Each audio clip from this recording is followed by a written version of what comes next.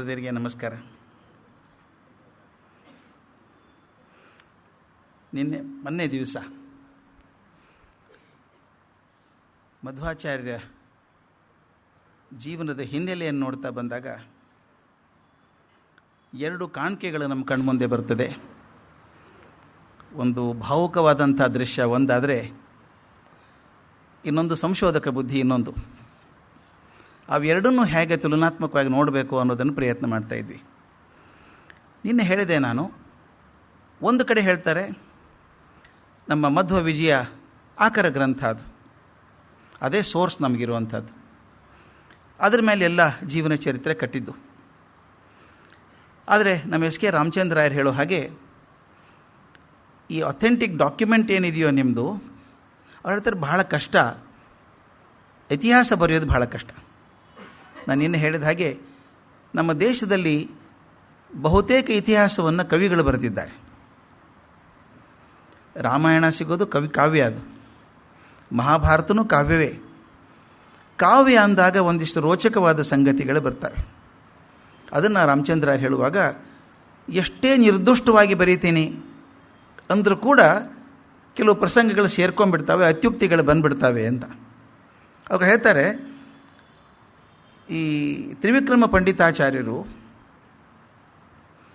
ಅವರು ಮಧ್ವಾಚಾರ್ಯನ ಭೇಟಿಯಾಗಿದ್ದರು, ಅವ್ರ ಜೊತೆಗಿದ್ದರು. ಅದು ಸುಮಾರು 1300ನೇ ಇಸ್ವಿ ಹೊತ್ತಿಗೆ.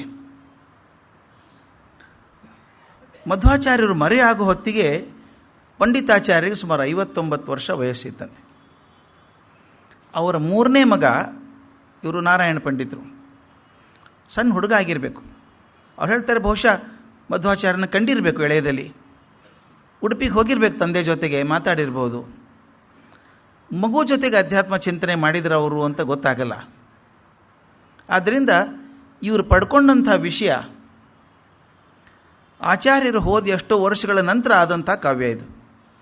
ಆದರೆ ಆ ಹೊತ್ತಿಗಾಗಲೇ ಕೆಲವು ಸಂಗತಿಗಳು ಸೇರ್ಕೊಂಡ್ಬಿಡ್ತವೆ ಅಂತ. ಅವ್ರ ಮಾತು ಎಷ್ಟು ಚೆನ್ನಾಗಿದೆ ಅಂದರೆ ರಾಮಚಂದ್ರಾಯರದು, ಮಹಾತ್ಮರ ಸುತ್ತ ಪವಾಡಗಳು ಬಹುಬೇಗ ನೆರೆಯುವುದು ಸಹಜ ಅಂತ. ಮಹಾತ್ಮರ ಜೀವನ ಬಂದ ತಕ್ಷಣ ಬರೋಕ್ಕೆ ಶುರು ಆಗ್ತದೆ. ಅದರಲ್ಲಿ ಇತಿಹಾಸ ಅಂತ ಇಟ್ಕೊಂಡು ಅದರೊಳಗೆ ಭಕ್ತಿಯ ಪರಾಕಾಷ್ಠೆ ಇದ್ದಾಗ, ಭಕ್ತಿಯ ಪರಾಕಾಷ್ಠೆ ಒಂದು 4 ಮಾತು ಹೆಚ್ಚಿಗೆ ಆಡಿಸ್ತದೆ.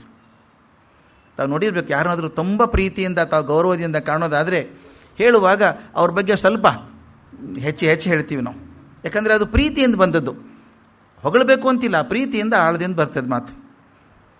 ಇದು ಸಾಮಾನ್ಯವಾಗಿ ಎಲ್ರಿಗೂ ಆಗುವಂಥದ್ದು. ಅದಕ್ಕೆ ಎಸ್ ಕೆ ರಾಮಚಂದ್ರ ಹೇಳ್ತಾರೆ, ನಾರಾಯಣ ಪಂಡಿತರಿಗೆ ಸಿಕ್ಕಂಥ ಮಟೀರಿಯಲ್ ಇದು ಸಿಕ್ಕಂಥ ಮಟೀರಿಯಲ್ಲು ಬಹುಶಃ ಸ್ವಲ್ಪ ಸೇರ್ಕೊಂಡಿರಬೇಕು. ನನಗೂ ಅನಿಸಿದ್ದು ಹಾಗೆ.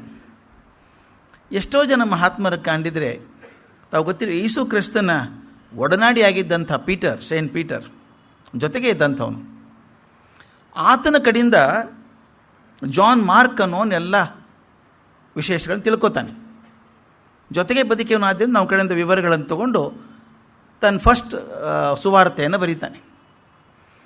ಆ ಮೊದಲನೇ ಸುವಾರ್ತೆ ಪ್ರಿಂಟ್ ಆಗಿದ್ದು ಯೇಸು ಕ್ರಿಸ್ತ ಹೋಗಿ 30 ವರ್ಷಗಳ ನಂತರ. ಆ 30 ವರ್ಷದಲ್ಲಿ ಏನೇನಾಗಿತ್ತು ಅಂತ ಬರೀತಾರೆ. ಆ ಮೊದಲನೇದು ತೊಗೊಂಡು ಟೆಸ್ಟಮೆಂಟ್ ತೊಗೊಂಡು ನೋಡಿದಾಗ ಎಷ್ಟು ಅತ್ಯುಕ್ತಿಗಳಿದ್ದಾವೆ, ಎಷ್ಟು ಪವಾಡಗಳು, ಸಾಲು ಪವಾಡಗಳು ಬಂದುಬಿಡ್ತವೆ.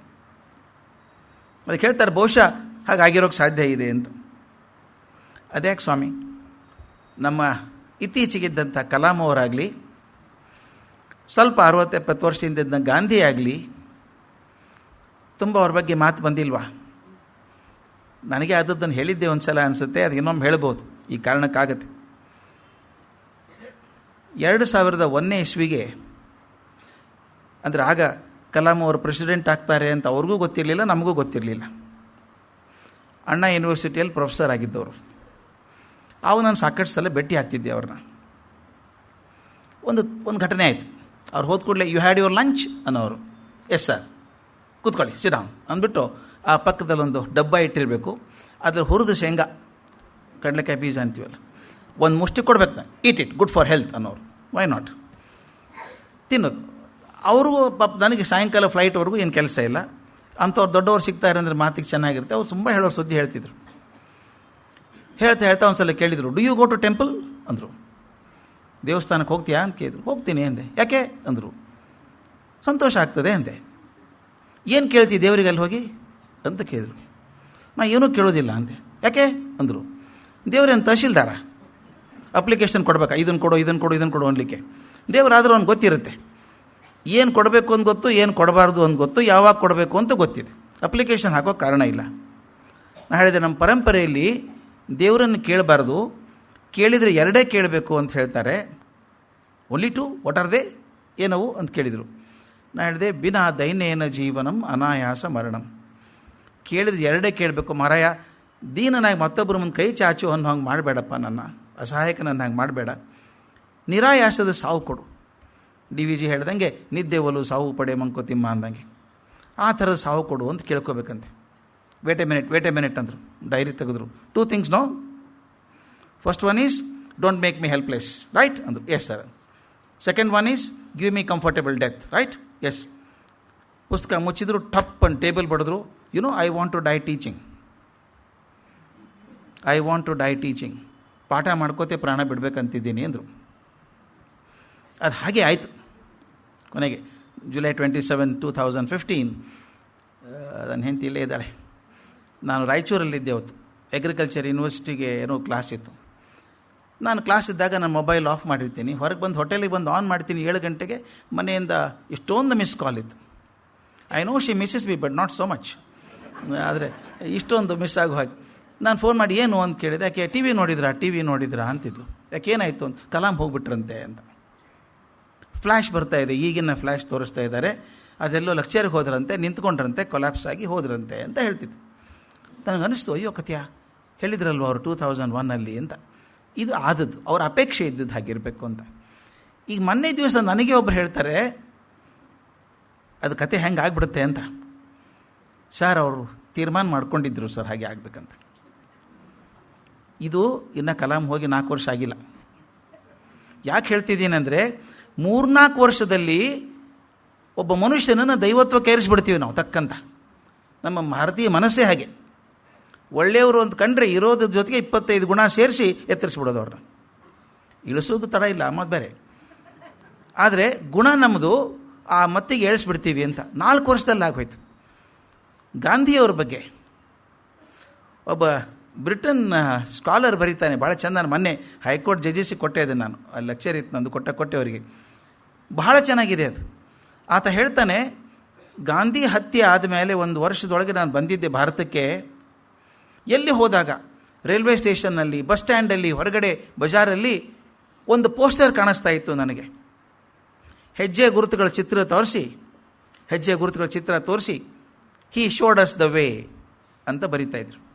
ಗಾಂಧೀಜಿಗೆ ಪ್ರಚಾರ ಹಾಗೆ, ಫೋಟೋ ಹಾಕ್ತಿರಲಿಲ್ಲ, ಹೆಜ್ಜೆ ಗುರುತುಗಳನ್ನು ಹಾಕಿ ಇವರೇ ನಮ್ಮ ದಾರಿ ತೋರಿಸಿದವರು ಅಂತ ತೋರಿಸ್ತಾ ಇದ್ರು. ಆತ ಹೇಳ್ತಾನೆ, ಐ ಕೇಮ್ ಆಫ್ಟರ್ 25 years. 25 ವರ್ಷಗಳ ನಂತರ ಬಂದಾಗ those posters had gone.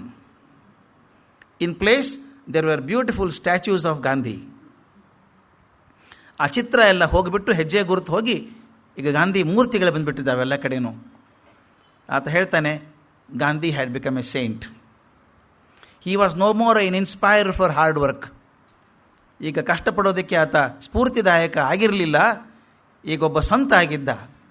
ಅವನ ಮಾತು ಕೊಡೆ ಸಾಲು ಭಾಳ ಅದ್ಭುತ ಇದೆ, ನಾನು ಮುಟ್ಟಿಬಿಡ್ತೆ ಅದಕ್ಕೆ. ಕಡೆ ಸಾಲು ಬರೀತಾನೆ, saints are to be respected and admired but not followed. ಎತ್ತರಕ್ಕೆ ಕೂಡಿಸ್ಬಿಡೋದು ಅಂತ. ಹಾಗೆ ಗಾಂಧಿನೂ ಕೂಡ ದೇವರು ಅಂತ ಮಾಡಿಬಿಡ್ತೀವಿ ನಾವು. ಗುಣಗಳದು, ಗುಣಗ್ರಾಹಿತ್ವ ಅಂತ ಅನ್ಬೋದು, ಅಥವಾ ಗುಣ ಸ್ವಲ್ಪ ಹೆಚ್ಚಿಗೆ ಮಾಡುವಂಥದ್ದಾಗ್ಬೋದು. ಸ್ವಾಮಿ ವಿವೇಕಾನಂದರದು ಸ್ವಲ್ಪ ಹಿಂದಿನ ತೊಗೊಂಡು ಹೋಗ್ತಾ ಇದ್ದೀನಿ ನಾನು. ವಿವೇಕಾನಂದರ ಜೀವನದಲ್ಲಿ ಒಂದು ಘಟನೆ ಹೇಳಿಬಿಡ್ತಾರೆ. ವಿವೇಕಾನಂದರು ಹೋದಾಗ ಅಮೇರಿಕಾದಲ್ಲಿ ಒಬ್ಬ ಹುಡುಗಿ ಸಿಕ್ಕಳು, ತರುಣಿ. ಭಾಳ ಇಂಪ್ರೆಸ್ ಆಗಿದ್ಲಿ ಇವರಿಂದ. ಆಕೆ ಹೇಳಿಬಿಟ್ಟು, ನಾನು ನಿಮ್ಮನ್ನು ಮದುವೆ ಆಗ್ಬೇಕಂತಿದ್ದೀನಿ ಅಂದ್ಲು. ಯಾಕೆ ಅಂತ ಕೇಳಿದರೆ, ನಿಮ್ಮಂಥ ಮಗ ಬೇಕು ನನಗೆ ಅಂತ. ಅದಕ್ಕೆ ವಿವೇಕಾನಂದ ಹೇಳಿದರು, ಅಮ್ಮ ಅಷ್ಟೊತ್ತು ಯಾಕೆ ಕಾಯ್ತಿ, ದೀರ್ಘದಂಡ ನಮಸ್ಕಾರ, ನಾನೇ ನಿನ್ನ ಮಗ ಅಂತ ಹೇಳಿದರು ಅಂತ. ಇದು ಕಾಲ್ಪನಿಕ, ಅದು ಹೇಳಬೇಕು. ನಾನು ಬೇಲೂರು ಮಠದಲ್ಲಿದ್ದಾಗ ಸ್ವಾಮಿಗಳು ಹೇಳಿದರು, ಇದು ಕಾಲ್ಪನಿಕ, ಭಾಳ ಜನ ಹೇಳ್ತಾರೆ, ಸತ್ಯ ಆದದ್ದಲ್ಲ, ಎಲ್ಲೂ ದಾಖಲೆ ಇಲ್ಲ ಅದಕ್ಕೆ. ಆದರೆ ಕತೆ ಬಂದದ್ದು ಯಾಕೆ ಬಂತು ಅಂದರೆ ವಿವೇಕಾನಂದರ ಬಗ್ಗೆ ಇರುವಂಥ ಅತ್ಯಂತ ಆಳವಾದ ಪ್ರೀತಿ ಅವರು ಗುಣಗಳನ್ನು ಎತ್ತಿ ತೋರಿಸುವಂಥ ರೀತಿ. ಆ ಗುಣಗಳನ್ನು ಎತ್ತಿ ತೋರಿಸುವ ಉತ್ಸಾಹದಲ್ಲಿ ಅದು ಸತ್ಯವೋ ಕಾಲ್ಪನಿಕೋ ಗೊತ್ತಾಗಲಾರ್ದಷ್ಟು ಮಿಕ್ಸ್ ಆಗಿ ಹೋಗ್ಬಿಡುತ್ತೆ. ಎಷ್ಟೋ ಜನ ಘಟನೆಯನ್ನು ಬಳಸ್ಕೋತಾರೆ. ವಿವೇಕಾನಂದರ ನೈತಿಕ ಶಕ್ತಿ ಹೇಗಿತ್ತು ಅಂದರೆ ಆಕೆಗೆ ನಮಸ್ಕಾರ ಮಾಡಿ ನಾನೇ ಅಮ್ಮ ನಿನ್ನ ಮಗ ಕಾಯ್ತಿಯಾಗಿ ಮಗ ಆಗೋ ತನಕ ಅಂತ ಹೇಳಿದರು ಅಂತ. ಯಾಕೆ ಮಾತನ್ನು ಹೇಳಿದಾಗ ಅಂದಾಗ ಅದು ರಾಮಚಂದ್ರ ಹೇಳ್ತಾರೆ, ಮಧ್ವ ವಿಜಯ ಮುಖ್ಯವಾಗಿ ಮೊದಲು ಕಾವ್ಯ ಅನ್ನೋದು ನೆನಪಿಟ್ಕೋಬೇಕು ನಾವು. ಕವಿ ಮನಸ್ಸೇ ಬೇರೆ, ಇತಿಹಾಸಕಾರನ ಮನಸ್ಸು ಬೇರೆ. ಎಂಥ ದೊಡ್ಡ ಮನುಷ್ಯ ಇದ್ದರೂ ಅವನ ಜೀವನದಲ್ಲಿ ಕೆಲವು ಬರಡು ಘಟನೆಗಳು ಇದ್ದೇ ಇರ್ತಾರೆ, ಇರಲ್ವಾ? ಎಂಥ ದೊಡ್ಡವ್ರದ್ದು ಬರಡು ಘಟನೆ ಇರ್ತಾರೆ. ಕೆಲವು ಸುಮ್ಮನೆ ಕೂತಿರ್ತಾರೆ, ಒಂದು ಸಲ ಹಲ್ಲು ನೋವು ಕೂತು ಮಲ್ಕೊಂಡಿರ್ತಾರೆ, ಜ್ವರ ಬಂದು ಮಲ್ಕೋತಾರೆ. ನಮ್ಮನೆ ಆಗೋದೇ ಇದೆಲ್ಲ ಮನುಷ್ಯ ದೇಹ ಅಂದಮೇಲೆ. ಆದರೆ ಕವಿ ಚೇತನಕ್ಕೆ ಅದರಿಂದ ಸಮಾಧಾನ ಇಲ್ಲ. ಅದನ್ನು ಸ್ವಲ್ಪ ರಮ್ಯವಾಗಿ ಹೇಳಬೇಕು. ಹಲ್ಲು ನೋವು ಒಂದು ಮಲ್ಕೊಂಡ್ರೂ ಕೂಡ ಧ್ಯಾನಾಸಕ್ತರಾಗಿದ್ದರು ಅಂತ ಹೇಳಬೇಕು ಅನಿಸುತ್ತೆ. ಅದಿರುತ್ತೆ. ಅದಕ್ಕೆ ಕವಿ ಪ್ರತಿಭೆಯಿಂದಾಗಿ ನೀರಸವಾದ ವಿಚಾರಗಳು ಕೂಡ ರೋಚಕವಾಗ್ತವೆ ಅಂತ ಹೇಳಿ ಒಂದು ಉದಾಹರಣೆ ಹೇಳ್ತಾರೆ ಅವರು. ಅದು ಮಧ್ವ ವಿಜಯದಲ್ಲಿ ಬರುವಂಥ ಮಾತು. ಗಮನ ಆಸನ ಸಂಕತಾಧಿ ಲೀಲಾಹ ಸ್ಮೃತಿ ಮಾತ್ರೇಣ ಭವಾಪವರ್ಗಧಾತ್ರಿ ಕಥಮಪ್ಯಮರಾಹ ಪ್ರಪಂಚಯೋಯು ನನು ಮಧ್ವಸ್ಯನ ಮಾದೃಶೋ ಅಲ್ಪಬೋಧ ಅಂತ. ಗಮನ, ಆಸನ, ಸಂಕತ, ಹೋಗೋದು, ಬರೋದು, ಕೂತ್ಕೊಳ್ಳೋದು, ಮಾತಾಡೋದು, ಸಾಮಾನ್ಯ ಘಟನೆಗಳು. ಇವು ಕೂಡ ದೊಡ್ಡ ಲೀಲೆಗಳೇ, ದೊಡ್ಡ ಲೀಲೆಗಳೇ. ಸ್ಮೃತಿ ಮಾತ್ರೇಣ ಭವಾಪವರ್ಗದಾತ್ರಿ. ಅವು ಮಾತಾಡಿದಂಥ ಮಾತು ಅಥವಾ ಕೂತಿದ್ದು ಅದು ವಿಚಾರ ಮಾಡೋದಿದೆಯಲ್ಲ, ಆ ಲೀಲೆಗಳನ್ನು ಚಿಂತೆ ಮಾಡೋದು ಕೂಡ ನಮ್ಮ ಭವಸಾಗರವನ್ನು ದಾಂಟಿಸುವಂಥ ಕೆಲಸಗಳು, ನಮ್ಮ ಭವಬಂಧನವನ್ನು ಬಿಡಿಸುವಂಥ ಕೃತ್ಯಗಳು. ಇಂಥ ಅದ್ಭುತವಾದ ಕಥೆಗಳನ್ನು ದೇವತೆಗಳು ಬರೆಯೋಕ್ಕೆ ಸಾಧ್ಯ ಇಲ್ಲ. ನನ್ನಂಥ ಅಲ್ಪಬೋಧನಾದಂಥವನು ಹೇಗೆ ಬರೆದಾನು ಅಂತ ಬರೀತಾರೆ. ಅದಕ್ಕೆ ರಾಮಚಂದ್ರ ಹೇಳ್ತಾರೆ, ಇದು ಶ್ರದ್ಧೆಯ ಕವಿಯ ದೃಷ್ಟಿ, ಶ್ರದ್ಧೆಯ ದೃಷ್ಟಿ, ಕವಿ ದೃಷ್ಟಿ. ಇದು ಇತಿಹಾಸಕಾರನದಲ್ಲ. ಇತಿಹಾಸಕಾರ ಇದ್ದರೆ 3 ದಿವಸ ಮಲ್ಕೊಂಡಿದ್ರು ಅಂತ ಬರೀತಾರೆ. ಕವಿ ಹಂಗೆ ಬರೆಯೋಲ್ಲ. ಅದಕ್ಕೆ ಹೇಳ್ತಾರೆ, ಬಹುಶಃ ಇತಿಹಾಸದ ಪರಿಚ್ಛೇದವನ್ನು ನಿರ್ಮಾಣ ಮಾಡಬೇಕು ಅಂತ ನಾರಾಯಣ ಪಂಡಿತಾಚಾರ್ಯ ಬರೋದ್ರೋ ಇಲ್ಲೋ ಗೊತ್ತಿಲ್ಲ. ಇತಿಹಾಸ ಸೃಷ್ಟಿ ಅವ್ರ ಗಮನ ಇರಲಿಕ್ಕಿಲ್ಲ. ಆದರೆ ಇದೊಂದು ಅದ್ಭುತವಾದ ಜೀವನ ಇದೆಯಲ್ಲ ಮಧ್ವಾಚಾರ್ಯರದು, ಅದನ್ನು ಜನರಿಗೆ ಮುಟ್ಟಿಸಬೇಕು ಅನ್ನುವಂಥ ಪ್ರೀತಿ ಇತ್ತು. ಅದರ ಜೊತೆಗೆ ತಮ್ಮ ಶ್ರದ್ಧೆಯನ್ನು ತೋರಿಸಿ ದೊಡ್ಡವರು ಎಷ್ಟು ನಮ್ಮ ಮಧ್ವಾಚಾರ್ಯರು ಅಂತ ತೋರಿಸುವಂಥದ್ದು ಇದರ ಸ್ಫೂರ್ತಿ ಮೂಲ ಅಂತ ಹೇಳ್ತಾರೆ. ತಪ್ಪಿಲ್ಲ ಅದರೊಳಗೇನು. ಅದಕ್ಕೆ ಹೇಳ್ತಾರೆ, ಬಂದಿರೋದು ಎಲ್ಲವನ್ನೂ ಇತಿಹಾಸ ಅಂತ ಒಪ್ಪೋಕ್ಕಾಗೋದಿಲ್ಲ, ಇತಿಹಾಸ ಇಲ್ಲ ಅನ್ನೋಕ್ಕೂ ಆಗೋಲ್ಲ. ಯಾಕೆ ವ್ಯಕ್ತಿಯನ್ನು ಬರೆದಂಥ ಅದಕ್ಕೆ ಚಿತ್ರ ಆದ್ದರಿಂದ ಅದು ಇತಿಹಾಸವೂ ಹೌದು, ಅದು ಕಾವ್ಯವೂ ಹೌದು. ಅದು ಹೇಳ್ತಾರೆ, ಮೇಘ ಸಂದೇಶದ ಹಾಗೆ ಪೂರ್ತಿ ಕಾಲ್ಪನಿಕ ಕಾವ್ಯನೂ ಅಲ್ಲ, ಕಿರಾತಾರ್ಜುನೇಯನ ಹಾಗೆ ಪೂರ್ತಿ ಪೌರಾಣಿಕ ಕಾವ್ಯನೂ ಅಲ್ಲ. ಭಕ್ತಿ ರಭಸದಲ್ಲಿ ಕೆಲವು ಮಾತುಗಳು ಹೆಚ್ಚು ಬರ್ತವೆ ಅಂತ ಹೇಳ್ತಾ ನಾನು ಯಾಕಿಷ್ಟು ಮಾತನ್ನು ಹೇಳಿದೆ ಅಂದರೆ, ನಮ್ಮ ಕಣ್ಣು ಮುಂದೆ 2 ದೃಷ್ಟಿ ಇದ್ದಾವೆ. ಒಂದು ಭಾವುಕ ದೃಷ್ಟಿ, ಇನ್ನೊಂದು ಸಂಶೋಧಕ ದೃಷ್ಟಿ. ಯಾವುದು ಸರಿ ಅಂತ ತೂಕ ಮಾಡೋ ಕಾರಣ ಇಲ್ಲ. ನಮ್ಮ ಮನಸ್ಸಿಗೆ ಯಾವುದು ಹಿಡಿತದೋ ಆ ಮಾರ್ಗ ಸರಿ. ಕೆಲವರಿಗೆ ಭಾವುಕತೆಯೇ ಮುಖ್ಯ ಆಗಿ ಸಂಶೋಧನೆ ಬೇಡ ನನಗೆ ಅಂತ. ಬರೀ ಸಂಶೋಧನೆ ಮಾಡಿದರೆ ಅದು ಪ್ರಯೋಜನ ಇಲ್ಲ. ಯಾರೋ ಹೇಳ್ತಾ ಇದ್ರು, ರಾವಣ ಸೀತೆಯನ್ನು ಪುಷ್ಪಕ ವಿಮಾನದಲ್ಲಿ ಕರ್ಕೊಂಡು ಹೋದ ಅಲ್ವಾ, ಕೇಳಿದ್ದೀವಿ ನಾವು. ಅಲ್ಲಿ ಕೇಳಿದ ಸಂತೋಷ, ಅದು ವಿಮಾನದಲ್ಲಿ ಕರ್ಕೊಂಡು ಹೋದ ಅನ್ನೋ ಚಂದ. ಸಂಶೋಧಕ ಬುದ್ಧಿ ಇಟ್ಕೊಂಡು ಎಷ್ಟು ಹಾರ್ಸ್ ಪವರ್ ಇತ್ತದು. ಮತ್ತು ಇನ್ನೊಂದು ಹಾರೋದಿದ್ದರೆ, ಈ ಗರುಡ ಪಕ್ಷಿ ಬಂತಲ್ಲ ಜಗಳಾಡೋದಕ್ಕೆ ಅವನ ಜೊತೆಗೆ ಬಂದಾಗ, ಗರುಡ ಪಕ್ಷಿ ಹಾರೋ ಮಟ್ಟಕ್ಕೆ ಕೆಳಗಿತ್ತ ಅದು ವಿಮಾನ ಅಂದ್ಕೊಂಡು ಹೋದರೆ ಕಾವ್ಯ ಚಂದ ಅನಿಸಲ್ಲ. ಆದ್ದರಿಂದ ನಾವು ಓದುವಾಗ, ಗ್ರಂಥವನ್ನು ಓದುವಾಗ ಭಕ್ತಿನೂ ಇರಬೇಕು, ಸ್ವಲ್ಪ ಸಂಶೋಧಕ ಬುದ್ಧಿನೂ ಇರಬೇಕು. ಪೂರ್ತಿ ಸಂಶೋಧಕ ಬುದ್ಧಿ ಬಿಟ್ಬಿಟ್ರೆ ಕೊಚ್ಕೊಂಡು ಹೋಗ್ಬಿಡ್ತೀವಿ ಭಕ್ತಿಪೂರ್ವದಲ್ಲಿ. ಬರೀ ಭಕ್ತಿಪೂರ್ವದಲ್ಲಿ ಕೂತ್ಕೊಂಡಾಗ ಸಂಶೋಧಕ ಮನಸ್ಸು ತಪ್ಪು ಹೋಗ್ತದೆ. ಅವೆರಡೂ ಬಹುಶಃ ಇದ್ರೆ ಒಳ್ಳೆಯದೇನೋ ಅನಿಸ್ತದೆ. ಮುಂದಿನ ಭಾಗ ನಾನು ತೊಗೊಂಡದ್ದು ಯಾವ ಕಾಲದಲ್ಲಿ ಮಧ್ವಾಚಾರ್ಯ ಬದುಕಿದ್ರು. ನನಗಿದು ಭಾಳ ಮುಖ್ಯ ಅಂದರೆ ಹಿನ್ನೆಲೆ ಭಾಳ ಮುಖ್ಯ ಆಗುತ್ತೆ. ಶಂಕರಾಚಾರ್ಯ ಮಾಡಿದಾಗ ಹಾಗೆ ಮಾಡಿದ್ದೆ ನಾನು. ಯಾವ ಸಂದರ್ಭದಲ್ಲಿ ಒಬ್ಬ ವ್ಯಕ್ತಿ ಬಂದರು, ಅವರು ಕಾಣಿಕೆ ಕೊಡಬೇಕಾದ್ರೆ ಹಿನ್ನೆಲೆ ಏನಿತ್ತು ಅಂತ. ಸಾಮಾನ್ಯವಾಗಿ ವಿಪುಲವಾದ ಚರ್ಚೆ ಆಗಿದೆ. ಮಧ್ವಾಚಾರ್ಯ ಹುಟ್ಟಿದ ವರ್ಷ ಯಾವುದು ಅಂತ ಮೊದಲು ತುಂಬ ಆಗ್ತಿತ್ತು. ಶಾಸನ ಇಲ್ಲ, ದಾಖಲೆಗಳಿಲ್ಲ ಜಾಸ್ತಿ. ಆದ್ದರಿಂದ ಏನು ಮಾಡೋದು? ಈಗ ಮೊದಲು ಫಲಿಮಾರ ಮಠದವರು ಮಧ್ವಾಚಾರ್ಯರ ದಾಖಲೆ ಇಟ್ಕೊಂಡಿದ್ದಾರೆ. ಅವ್ರ ಪ್ರಕಾರ ಕ್ರಿಸ್ತ ಶಕ 1196 ಹುಟ್ಟಿದ್ದವರು ಅಂತ ಬರೀತಾರೆ. ಅದಮಾರ ಮಠದವರು ಬರೀತಾರೆ ಕ್ರಿಸ್ತ ಶಕ 1199 ಹುಟ್ಟಿದ್ದು ಅಂತ ಅವ್ರು ಬರ್ಕೋತಾರೆ. ಆದರೆ ಇದೆಲ್ಲ ಡಿಸ್ಕಸ್ ಮಾಡೋದಕ್ಕಿಂತ ಮುಖ್ಯವಾಗಿ ನನಗೆ ಬೇಕಾದ್ದು ಹೃಷಿಕೇಶ ತೀರ್ಥರು ಬರೆದಂಥ ಅಣುಮಧ್ವ ಚರಿತೆ ಅಂತಿದೆ. ಅಣುಮಧ್ವ ಚರಿತೆ ಬಹುಶಃ ಅಥೆಂಟಿಕ್ ಡಾಕ್ಯುಮೆಂಟ್. ಯಾಕಂದರೆ ಹೃಷಿಕೇಶ ತೀರ್ಥರು ಮಧ್ವಾಚಾರ್ಯರ ಜೊತೆಗೆ ಇದ್ದವರು, ಅವರ ಶಿಷ್ಯರಾಗಿದ್ದವರು. ಆದ್ದರಿಂದ ಅಥೆಂಟಿಸಿಟಿ ಈಸ್ ವೆರಿ ಹೈ. ಅವ್ರು ಹೇಳೋ ಪ್ರಕಾರ ಕ್ರಿಸ್ತ ಶಕ 1298 ಮಧ್ವಾಚಾರ್ಯ ಹುಟ್ಟಿದ್ದು. ಡೇಟ್ ಕೂಡ ಹೇಳ್ತಾರೆ, ಸೆಪ್ಟೆಂಬರ್ 20 ನಮ್ಮ ಕ್ರಿಸ್ತ ಶಕ ಪ್ರಕಾರ ಸೆಪ್ಟೆಂಬರ್ 20 ಅಂತ. ಮಧ್ವಾಚಾರ್ಯರು ಭೂಮಿ ಮೇಲೆ ಇದ್ದದ್ದು 79 ವರ್ಷ. ಅಂದರೆ ಅವರು ತಿರೋಧಾನ ಆದದ್ದು ಕ್ರಿಸ್ತ ಶಕ 1317 ಜನವರಿ 22 ಶನಿವಾರ ಅಂತ ಅವ್ರು ದಾಖಲೆ ಮಾಡ್ತಾರೆ. ಮಧ್ವಾಚಾರ್ಯ ಸಾಕ್ಷಾತ್ ಶಿಷ್ಯರಾದ್ದರಿಂದ ಒಪ್ಕೋವಂಥದ್ದು. ಇದಕ್ಕಿಂತ ಮುಖ್ಯವಾದ ದಾಖಲೆ ನಮಗೆ ಸಿಗೋದು ತಾವು ಕೇಳಿದ್ದೀರಿ ಗೊತ್ತಿಲ್ಲ, ಕೂರ್ಮ ಶಾಸನ ಅಂತ ಒಂದಿದೆ. ಈ ಆಂಧ್ರ ಪ್ರದೇಶದಲ್ಲಿ ಶ್ರೀಕಾಕುಳ ಹತ್ತಿರ ಸುಮಾರು ಅಲ್ಲಿಂದ 6 ಮೈಲಿ ದೂರ ಹೋದರೆ ಶ್ರೀಕೂರ್ಮ ಅಂತ ಒಂದು ಊರು ಬರುತ್ತೆ. ತಾವು ಕಂಡಿರಬೇಕು ಶ್ರೀಕೂರ್ಮ ಅಂತ. ಅದು ಪ್ರಸಿದ್ಧ ಆಗಿರೋದು ಸಮುದ್ರ ತೀರದಲ್ಲಿರುವಂಥ ಸ್ವಯಂಭೂ ಮೂರ್ತಿಯಾದಂಥ ಕೂರ್ಮನಾಥ ಸ್ವಾಮಿ ದೇವಸ್ಥಾನ. ಹಿಂದೆ 1038ರಿಂದ 1400ರವರೆಗೂ ಗಂಗವಂಶಕ್ಕೆ ಸೇರಿದ ಕಳಿಂಗ ರಾಜರು ಆಳ್ತಾಯಿದ್ರು. ಬಹಳ ಪ್ರಖ್ಯಾತನಾದವನು ವೀರ ನರಸಿಂಹದೇವ ಅಂತ ಒಬ್ಬ ಇದ್ದ. ಅವನು ದೊಡ್ಡ ಧರ್ಮಿಷ್ಠ ಆದ್ದರಿಂದ ಮತ್ತು ಅವನ ಕಾಲದಲ್ಲೇ ವೈಷ್ಣವ ಧರ್ಮ ಬೆಳೆಯೋಕ್ಕೆ ಶುರುವಾಯಿತು ಅಲ್ಲಿ ಅಂತ. ಅವನ ಮಗ ಅವನು ಬಹಳ ಜೋರು, ಅನಂತವರ್ಮ ಪ್ರತಾಪ ವೀರಭಾನುದೇವ ಅಂತ. ತುಂಬ ಪುಟ್ಟ ಹುಡುಗ ಅವನು. ಅಪ್ಪ ತೀರ್ಕೊಂಡಾಗ ಅವಾಗೇನು ಮಾಡಿದರು, ಇವು ಕೂಡಲಿ ರಾಜಕುಮಾರ ರಾಜವನ್ನು ನೋಡ್ಕೊಳ್ಳಿ ನರಹರಿ ತೀರ್ಥರು ನೋಡ್ಕೋಬೇಕು ಅಂತ ತೀರ್ಮಾನ ಮಾಡಿದರು. ನರಹರಿ ತೀರ್ಥ ತಮಗೆಲ್ಲ ಗೊತ್ತು. ನಾನು ಕೇಳಿದರೆ ಮೊದಲು ಹರಿದಾಸ ಪರಂಪರೆಯನ್ನು ಒಂದು ರೀತಿ ಶುರು ಮಾಡಿದವರು ಅವರು. ನರಹರಿ ತೀರ್ಥರು ಅಲ್ಲಿದ್ದರು. ಅವರು ಈ ರಾಜಕುಮಾರನ ಪರವಾಗಿ ರಾಜ್ಯ ನಡೆಸ್ತಾ ಇದ್ರು. ರಾಜ್ಯ ನಡೆಸೋದು ಹೊಸದಲ್ಲ, ಅವರು ಮಧ್ವಾಚಾರ್ಯ ಶಿಷ್ಯರು ನರಹರಿ ತೀರ್ಥರು. ಅವರು ಅಧಿಕಾರ ಸ್ವಲ್ಪ ದಿವಸ ಅಲ್ಲ, ಸುಮಾರು 30 ವರ್ಷ ಅಧಿಕಾರ ನಡೆಸಿದ್ದಾರೆ. ಸನ್ಯಾಸ ತಗೋದಕ್ಕಿಂತ ಮೊದಲು ಕೂಡ ಅವರು ಅಧಿಕಾರದಲ್ಲೇ ಇದ್ದವರು, ಆದ್ದರಿಂದ ರಾಜ್ಯ ನಡೆಸೋದು ಕಷ್ಟ ಆಗಲಿಲ್ಲ ಅವರಿಗೆ. ಅವರೇನು ಮಾಡಿದ್ರು, ಒಂದು ಶಾಸನ ಮಾಡಿಟ್ಟಿದ್ದಾರೆ. 1281 ಇಸ್ವಿಗೆ ಶಾಸನ ಸ್ಥಾಪನೆ ಆದದ್ದು. ಅದರಲ್ಲಿ ಬರೀತಾರೆ ಮಧ್ವಾಚಾರ್ಯ ನನ್ನ ಗುರುಗಳು ಇದ್ದಾರೆ ಅಂದರೆ ಇದ್ದಾರೆ ಅಂತ ಸೂಚನೆ ಬರ್ತದೆ. ಅಂದರೆ 1281ಕ್ಕೆ ಮಧ್ವಾಚಾರ್ಯರು ಇದ್ದಾರೆ ಅಂದಾಗ ಋಷಿಕೇಶ ತೀರ್ಥರ ಲೆಕ್ಕ ಸರಿಯಾಗ್ತದೆ. ಇದೆಲ್ಲ ಪರಂಪರೆ ನೋಡಿಕೊಂಡಾಗ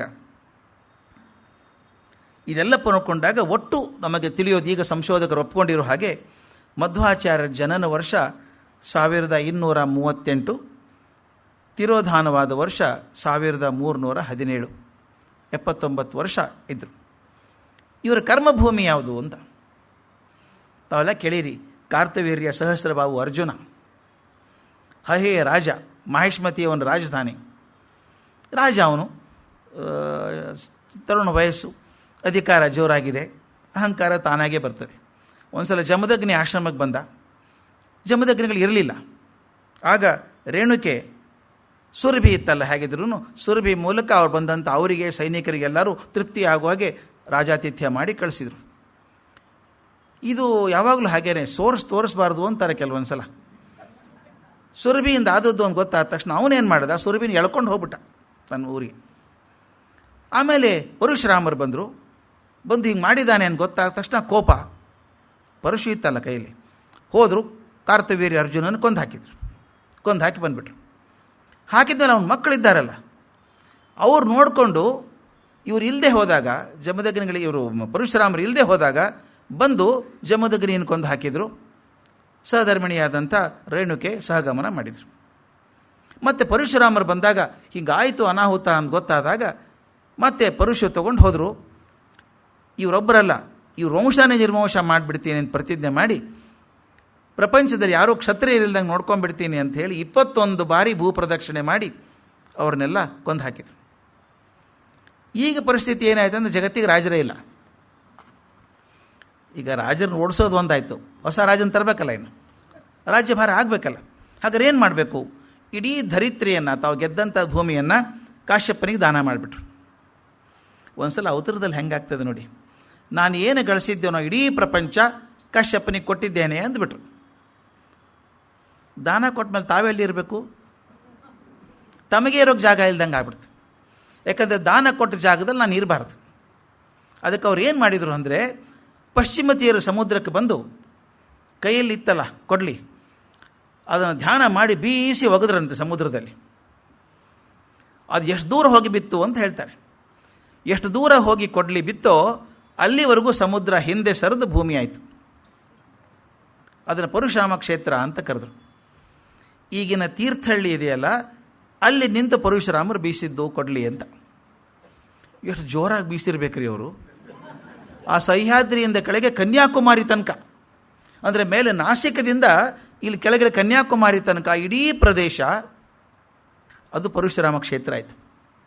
ಎಷ್ಟು ಜೋರಾಗಿ ಬೀಸಿರ್ಬೇಕಲ್ಲ, ಅಷ್ಟು ಜಾಗ ಬಂದ್ಬಿಡ್ತು ಅವ್ರದ್ದು.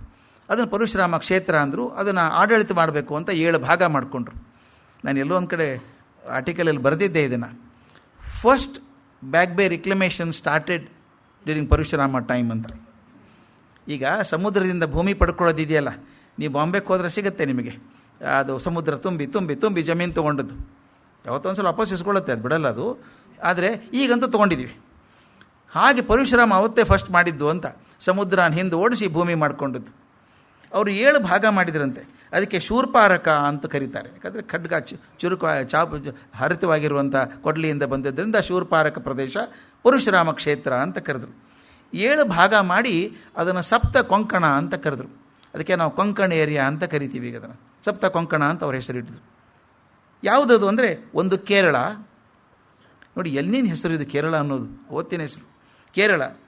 ತೌಳವ ಅಂತ ತುಳು ಮಾತಾಡೋರು, ಹೈವ, ಸುರಾಷ್ಟ್ರ, ಕೊಂಕಣ. ಸುರಾಷ್ಟ್ರ ಅಂದರೆ ಮಹಾರಾಷ್ಟ್ರ ಭಾಗ, ಕೊಂಕಣ, ಕರಹಾಟ ಮತ್ತು ಕರ್ನಾಟಕ. ನನ್ನ ಮನಸ್ಸಿಗೆ ಹಿಡಿದಿದ್ದಂದರೆ, ಆಗಲೇ ಕರ್ನಾಟಕ ಅಂತ ಹೆಸರಿತ್ತಲ್ರಿ. ನಾವೆಷ್ಟು ಒದ್ದಾಡೋದು ಇಂದಾಶ್ ಇಡಬೇಕಾದ್ರೆ ಅದನ್ನು ಅಲ್ವ, ಎಷ್ಟು ಒದ್ದಾಡಿದ್ವಿ. ಅವತ್ತೇ ಕರ್ನಾಟಕ ಅಂತ ಇಟ್ಟಿದ್ದಾರೆ. 7 ಭಾಗಗಳನ್ನು ಮಾಡಿ ಸಪ್ತ ಕೊಂಕಣಗಳು ಅಂತ ಇಟ್ಟರು. ಅದರಲ್ಲಿ ಮುಖ್ಯವಾದ ಜಾಗ, ಪರಶುರಾಮರಿಗೆ ಪ್ರಿಯವಾದ ಜಾಗ, ರಾಜ ರಕ್ಷಣೆ ಮಾಡೋದಕ್ಕೆ ಒಂದು ಜಾಗದಲ್ಲಿದ್ದರು. ಆ ರಾಜ ರಕ್ಷಣೆ ಮಾಡೋದಕ್ಕೆ ಒಬ್ಬ ರಾಜನ ಅಪಾಯಿಂಟ್ ಮಾಡಿದರು, ನಾಯಕ ರಾಮಭೋಜ ಅಂತ ಅವನ ಹೆಸರು.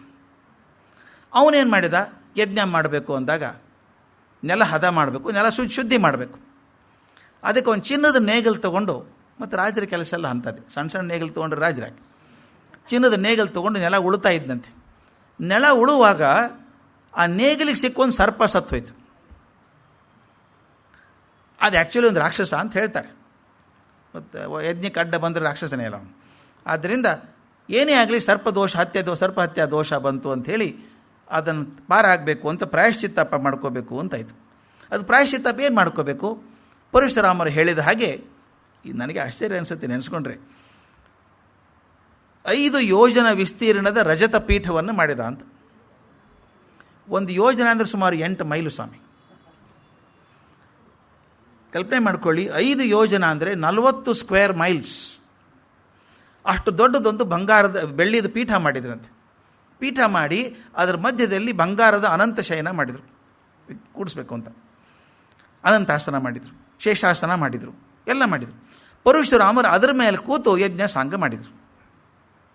ಪರಶುರಾಮರು ಎದ್ದ ಮೇಲೆ ಆ ರಜತ ಪೀಠ ಇತ್ತಲ್ಲ, ಬೆಳ್ಳಿ ಮಣೆ ಇತ್ತಲ್ಲ, ಆ ಬೆಳ್ಳಿ ಮಣೆ ಭೂಮಿ ಒಳಗೆ ಸೇರಿಬಿಡ್ತು, ಹೊರಗೆ ಬರೋಲ್ಲ. ಅದು ಪರಶುರಾಮ ಕೂತಂಥದ್ದು ಅಷ್ಟು ದೊಡ್ಡದು, ಪೂರ್ತಿ 40 ಸ್ಕ್ವೇರ್ ಮೈಲ್ಸ್ ಅಂತ ಏನು ಹೇಳ್ತೀನಿ, ಅದು ಪೂರ್ತಿ ನೆಲದಲ್ಲಿ ಹೋಗ್ಬಿಡುತ್ತಂತೆ. ಆ ಜಾಗವನ್ನು ಶಿವಬೆಳ್ಳಿ ಅಂತ ಕರೆಯೋಕ್ಕೆ ಶುರು ಮಾಡಿದರು. ಶಿವಬೆಳ್ಳಿ ಅಂತ ಕರೆದರು. ಆ ಶಿವಬೆಳ್ಳಿ ಅಂದರೆ ಉಡುಪಿ, ಶಿವಬೆಳ್ಳಿ ಅಂತ. ಆ ಶಿವಬೆಳ್ಳಿ ಕ್ಷೇತ್ರದಲ್ಲಿ ತಾನೇ ಪರಶುರಾಮನೇ ಅನಂತಾಸನ ಮೇಲೆ ಕೂತದ್ರಿಂದ ಈಗ ಅನಂತೇಶ್ವರ ಅಂತೇನಿದೆಯೋ ಅದು ಪರಶುರಾಮನೇ ಅನ್ನೋ ಹಾಗೆ. ಆ ರಜತ ಪೀಠದ ಸುತ್ತಮುತ್ತ ಸಾಕಷ್ಟು ದುರ್ಗಾಲಯಗಳಾದವು, ನಾಗಾಲಯಗಳಾದವು.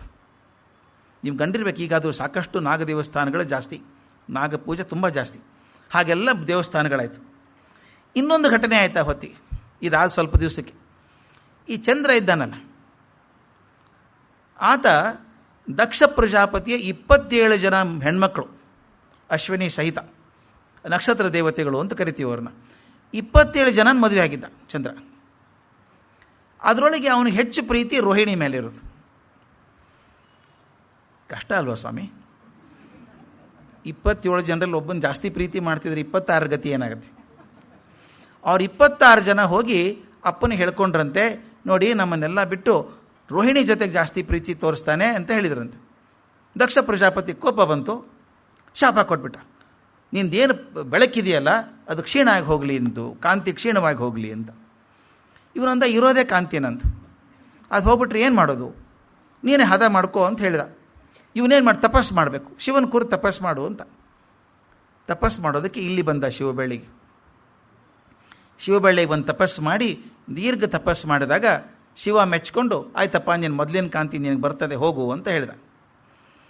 ಆ ಪೂರ್ಣತೆ ಬಂತಲ್ಲ, ಆರಿಸಿಕೊಂಡ ಕ್ಷೇತ್ರ ರಜತ ಪೀಠ ಅಥವಾ ಶಿವಬೆಳ್ಳಿ ಅಂತ ಏನಂತೀವಿ ಅದು. ಅಲ್ಲಿ ತಾನೇ ಶಿವ ಚಂದ್ರನಿಗೆ ತಾನು ವರ ಕೊಟ್ಟದ್ರಿಂದ ತಾನೇ ಲಿಂಗಾಕಾರವಾಗಿ ಪುಷ್ಕರಣಿಯಲ್ಲಿ ಕೂತ್ಕೊಂಡ. ಅದೇ ಈಗ ನಾವು ಅಂದ್ಕೊಂಡು ಚಂದ್ರೇಶ್ವರ ದೇವಸ್ಥಾನ, ಚಂದ್ರಮೌಳೇಶ್ವರ ದೇವಸ್ಥಾನ ಅನ್ನುವಂಥದ್ದು ಈಶ್ವರ ಅಲ್ಲಿ ತಾನು ನೆಲೆಯಾಗಿಬಿಟ್ಟ ಅಂತ. ಚಂದ್ರ ಪಾಪ ಮುಕ್ತವಾದಂಥ ಜಾಗ ಆದ್ದರಿಂದ ಇದಕ್ಕೆ ಹೆಸರು ಉಡುಪಿ ಅಂತ ಬಂತು. ಉಡುಪಿ ಅಂತ ಯಾಕಂದರೆ ಉಡು ಅಂದರೆ ನಕ್ಷತ್ರ, ಉಡು ಅಂದರೆ ನಕ್ಷತ್ರ, ಉಡುಪ ಅಂದರೆ ನಕ್ಷತ್ರಗಳಿಗೆ ಒಡೆಯ, ನಾಯಕ, ಯಜಮಾನ ಅಂದಂಗೆ. ಆಕಾಶದಲ್ಲಿ ನಕ್ಷತ್ರಗಳಿದ್ದಾವಲ್ಲ ಅದಕ್ಕೆಲ್ಲ ನಾಯಕ ಆಗಿದ್ದವನು ಚಂದ್ರ. ಆದ್ದರಿಂದ ಈ ಜಾಗ ನಕ್ಷತ್ರಗಳಿಗೆ ನಾಯಕನಾದಂಥ ಚಂದ್ರ ತನ್ನ ಮೋಕ್ಷವನ್ನು ಪಡ್ಕೊಂಡದ್ದು, ತನ್ನ ಶಾಪದಿಂದ ಮುಕ್ತಿ ಪಡ್ಕೊಂಡದ್ದು ಅನ್ನೋದಕ್ಕೆ ಉಡುಪ, ಆದ್ದರಿಂದ ಅದು ಉಡುಪಿ ಅಂತಾಯಿತು. ಉಡುಪಿ ಅಂದರೆ ಚಂದ್ರ ತನ್ನ ಪಾಪವನ್ನು ಕಳ್ಕೊಂಡಂಥ ಜಾಗ, ಆದ್ದರಿಂದ ಚಂದ್ರಮೌಳೇಶ್ವರ ದೇವಸ್ಥಾನ ಬಂತು. ಹೀಗೆ ತುಳುನಾಡು, ಈಗ ನಾವು ತವಳವ ಅಂತ ಎಷ್ಟು ಹಳೆ ಮಾತು ನೋಡಿ ಅದು ಇಟ್ಟಿದ್ದು, ತವಳ ಅಂತ ಹೇಳಿದ್ದು. ತುಳು ಮಾತಾಡೋರು ತವಳವರು ಅಂತ. ಈ ತುಳುನಾಡು ಏನಿದೆಯಲ್ಲ, ಮೂಲ ಇದ್ದವರು ಯಾರು ಇಲ್ಲಿ ಇದ್ದವರು? ಕೊರಗರು ಅನ್ನುವಂಥ ಆದಿವಾಸಿಗಳಿದ್ದರು, ಕೊರಗರು ಅನ್ನೋರು. ಆನಂತರ ಬಂದವರು ಬಂಟರು, ಇದೆಲ್ಲ ತಾವು ಕೇಳಿದ್ವಿ ಬಂಟರು ಅಂತ. ಬಂಟರು, ಬಿಲ್ಲವರು, ಮೊಗೇರರು, ಕೆಲಸಿಗಳು, ನಾಡವರು ಅನ್ನೋವರೆಲ್ಲ ಬಂದರು. ಇವರೆಲ್ಲ ಒಕ್ಕಲ ಮಕ್ಕಳು, ಕೃಷಿ ಪ್ರಧಾನವಾದದ್ದು. ಆಡಳಿತನೂ ಅವ್ರ ಕೈಯಲ್ಲೇ ಇತ್ತು. ಈಗಿನ ತವಳುವ ಬ್ರಾಹ್ಮಣರು ಇರಲಿಲ್ಲ ಅಲ್ಲಿ ಮೊದಲು, ಆ ಏರಿಯಾದ ಬ್ರಾಹ್ಮಣರು ಇರಲಿಲ್ಲ. ಆ ರಾಜ ಏನು ಮಾಡಿದ ಅಂದರೆ, ಬ್ರಾಹ್ಮಣರಿಲ್ಲ ಅಂತ ಹೇಳಿ ಕದಂಬ ವಂಶದ ರಾಜ ಲೋಕಾದಿತ್ಯ ಅಂತ ಇದ್ದ, ಅವನ ಮಗ ಚಿತ್ರಾಂಗದ ಅಂತ, ಅವನೇನು ಮಾಡಿದ, ಅಹಿಚ್ಛತ್ರಕ್ಕೆ ಹೋದ. ಈ ಪದ ಕೇಳಿದ್ರಲ್ಲಿ ಗೊತ್ತಿಲ್ಲ. ಅಹಿಚ್ಛತ್ರ ಅನ್ನೋ ಜಾಗಕ್ಕೆ ಹೋಗಿ ಅಲ್ಲಿ ಅತ್ಯಂತ ಶ್ರದ್ಧಾಳುಗಳಾದ ಬ್ರಾಹ್ಮಣರಿದ್ದರು, ಅವ್ರು ಕರ್ಕೊಂಡು ಬಂದ ಅಂತ ಬರ್ತದೆ. ಅಹಿಚ್ಛತ್ರ ಅಂದರೆ ಯಾವುದು ಅಂದರೆ, ಮಹಾಭಾರತ ಕಾಲದಲ್ಲಿ ಪಾಂಚಾಲ ಅಂತ ಹೇಳ್ತೀವಲ್ಲ, ಪಾಂಚಾಲ ಪ್ರದೇಶ ದ್ರೌಪದಿ. ಇವತ್ತಿನ ಪ್ರಕಾರ ಹೇಳಿದ್ರೆ ಬರೇಲಿ, ಉತ್ತರ ಪ್ರದೇಶ ಬರೇಲಿ. ಅಲ್ಲಿ ಬಹಳ ಶ್ರದ್ಧಾಳುಗಳಾದ ಬ್ರಾಹ್ಮಣರಿದ್ದರಂತೆ. ಇವನಂದ, ನಮ್ಮಲ್ಲಿ ಧರ್ಮ ಕಾರ್ಯಕ್ಕೆ ಯಾರೂ ಬ್ರಾಹ್ಮಣರಿಲ್ಲ ಅಂತ ಹೇಳಿ ಈ ರಾಜ ಚಿತ್ರಾಂಗದ ಹೋಗಿ ಅವ್ರನ್ನ ಕರ್ಕೊಂಬಂದ. ಯಾವ ಕಾಲಕ್ಕೆ ಸ್ವಾಮಿ ಇದು? ಕ್ರಿಸ್ತಶಕ 4ನೇ ಶತಮಾನದಲ್ಲಿ ಕರ್ಕೊಂಬಂದದ್ದು. ಅಲ್ಲಿಂದ 11ನೇ ಶತಮಾನದವರು ಕರ್ಕೊಂಬಂದಿದ್ದಾನೆ. ಬೇರೆ ಬೇರೆ ಬೇರೆ ಕಾಲದಲ್ಲಿ ಕರ್ಕೊಂಬಂದವ್ರನ್ನೆಲ್ಲ ಕರ್ಕೊಂಬಂದವ್ರು ಇರೋದಕ್ಕೆಲ್ಲ ವ್ಯವಸ್ಥೆ ಮಾಡ್ತಾನೆ. ಅದನ್ನು ಗ್ರಾಮ ಪದ್ಧತಿ ಅನ್ನೋ ಪುಸ್ತಕದಲ್ಲಿ ಚೆನ್ನಾಗಿ ದಾಖಲೆ ಮಾಡಿದ್ದಾರೆ. ಈ ಅಹಿಚ್ಛತ್ರದ ಬ್ರಾಹ್ಮಣರು 3 ತಂಡಗಳಲ್ಲಿ ಬಂದ್ರಂತೆ.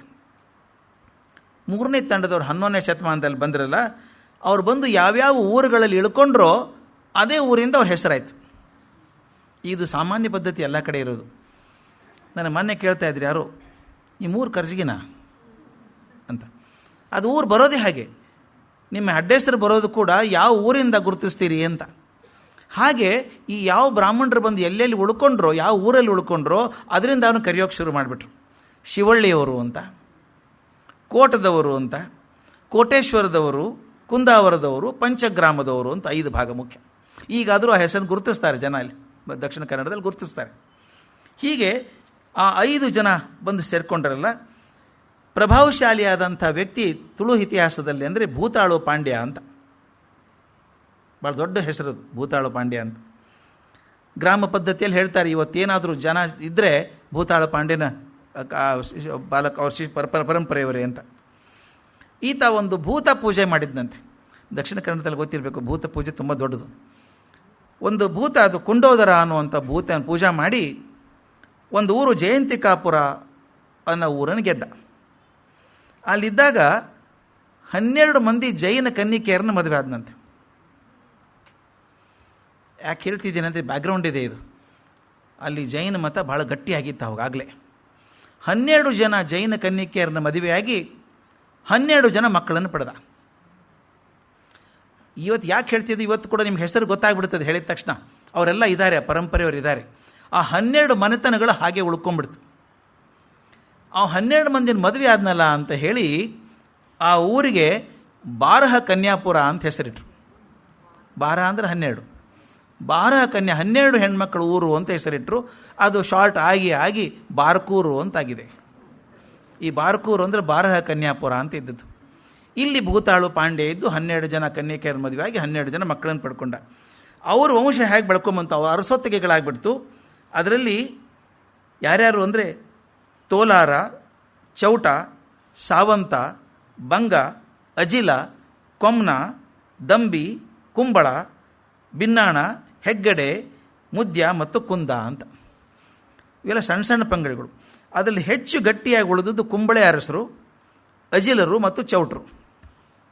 ಈ 3 ಪನತೆಗಳು ಗಟ್ಟಿಯಾಗಿ ಉಳ್ಕೊಂಡ್ಬಿಡ್ತು. ಈಗಾದರೂ ಸಾಕಷ್ಟು ವಂಶರಿದ್ದಾರೆ. ಅದರಿಂದ ಭೂತಾಳು ಪಾಂಡೆನೇ ಇಲ್ಲಿರುವಂಥ ಮೂಲ ಪುರುಷ ಅಂತ ನಂಬಿಕೆ ಬರೋಕ್ಕೆ ಶುರುವಾಯಿತು. ತುಳುನಾಡಿನಲ್ಲಿ ಒಂದು ಥರ ಧರ್ಮ ಸಂಗಮ ಆಗಿತ್ತು. ಅಲ್ಲಿ ಮುಖ್ಯವಾಗಿ ಪೂಜೆ ಆಗೋದು ನಾಗಪೂಜೆ. ಇನ್ನೂ ಬಿಗಿ ಕಮ್ಮಿ ಆಗಿಲ್ಲ. ಅದು ಕಾರಣವನ್ನು ಚಂದ ಹೇಳ್ತಾರೆ. ದಟ್ಟ ಕಾಡು. ಈಗಾದರೂ ನಿಮ್ಗೆ ಸಂತೋಷ ಆಗುತ್ತೆ. ಬೆಂಗಳೂರಲ್ಲಿ ಹೋದರೆ ಒಂಥರ ಹಸಿರು ನೋಡ್ದಂಗೆ ಆಯ್ತಪ್ಪ ಅಂತಾಗತ್ತೆ. ದಟ್ಟ ಕಾಡುಗಳಿದ್ದಾವೆ. ಕಾಡುಗಳಿದ ಮೇಲೆ ಹಾವು ಇರೋದು ಸುಲಭ. ಅದು ದೊಡ್ಡ ದೊಡ್ಡ ಸರ್ಪಗಳು ಇದ್ದಿದ್ದಾವು. ಅವ್ರಿಗೆ ಭಯ ಇರೋದು ಸರ್ಪಗಳಿದಿರಬೇಕು. ಭಯ ಹೇಗೆ ದೈವ ಆಗಿಬಿಡ್ತು ಅಂತ ಅನ್ನೋದಕ್ಕೆ ನಾಗಪೂಜೆ ಬಹಳ ಸಾಮಾನ್ಯ ಆಯಿತು. ಅದಕ್ಕೆ ಎಲ್ಲ ಕಡೆಗೆ ಅವ್ರು ಹೇಳ್ತಾರೆ, ಬ್ರಹ್ಮಸ್ಥಾನಗಳಲ್ಲಿ ನಾಗನನ್ನೇ ಬ್ರಹ್ಮ ಅಂತ ಪೂಜೆ ಮಾಡೋದು ಶುರುವಾಗಿ ನಾಗಬ್ರಹ್ಮನನ್ನು ಸೃಷ್ಟಿಕರ್ತ ಅಂತ ಕರೆಯೋಕ್ಕೆ ಶುರು ಮಾಡಿದರು. ವಿಚಿತ್ರ ಅಂದರೆ ಈ ತವಳವ ಬ್ರಾಹ್ಮಣರು ಬಂದರಲ್ಲ, ಎಲ್ಲರೂ ಬಂದ ಮೇಲೆ ಅದು ಹೇಗೆ ಬಂತೋ ಗೊತ್ತಿಲ್ಲ, ನಾಗನನ್ನು ಸ್ಕಂದ ಅಂತ ಮಾಡಿಬಿಟ್ರು ಅವರು. ವಿಚಿತ್ರ ಅದು. ನಾಗಪೂಜೆ ಜೊತೆಗೆ ಸ್ಕಂದ ಪೂಜೆ ಶುರು ಆಗ್ಬಿಡ್ತು. ಅಂದರೆ ಕುಮಾರಸ್ವಾಮಿ ನಾಗನ ರೂಪ ಅಂತ ಬಂದ್ಬಿಡ್ತು. ಅದು ಬಂದದ್ದು ಇಲ್ಲಿ ಮಾತ್ರ, ವಿಶಿಷ್ಟವಾಗಿ ತುಳುನಾಡಲ್ಲಿ ಮಾತ್ರ ಇರುವಂಥದ್ದು. ಅದು ಅಂದರೆ ನಾಗದೇವತೆಯನ್ನು ಸ್ಕಂದ ಅಂತ ಪೂಜೆ ಮಾಡುವಂಥದ್ದು.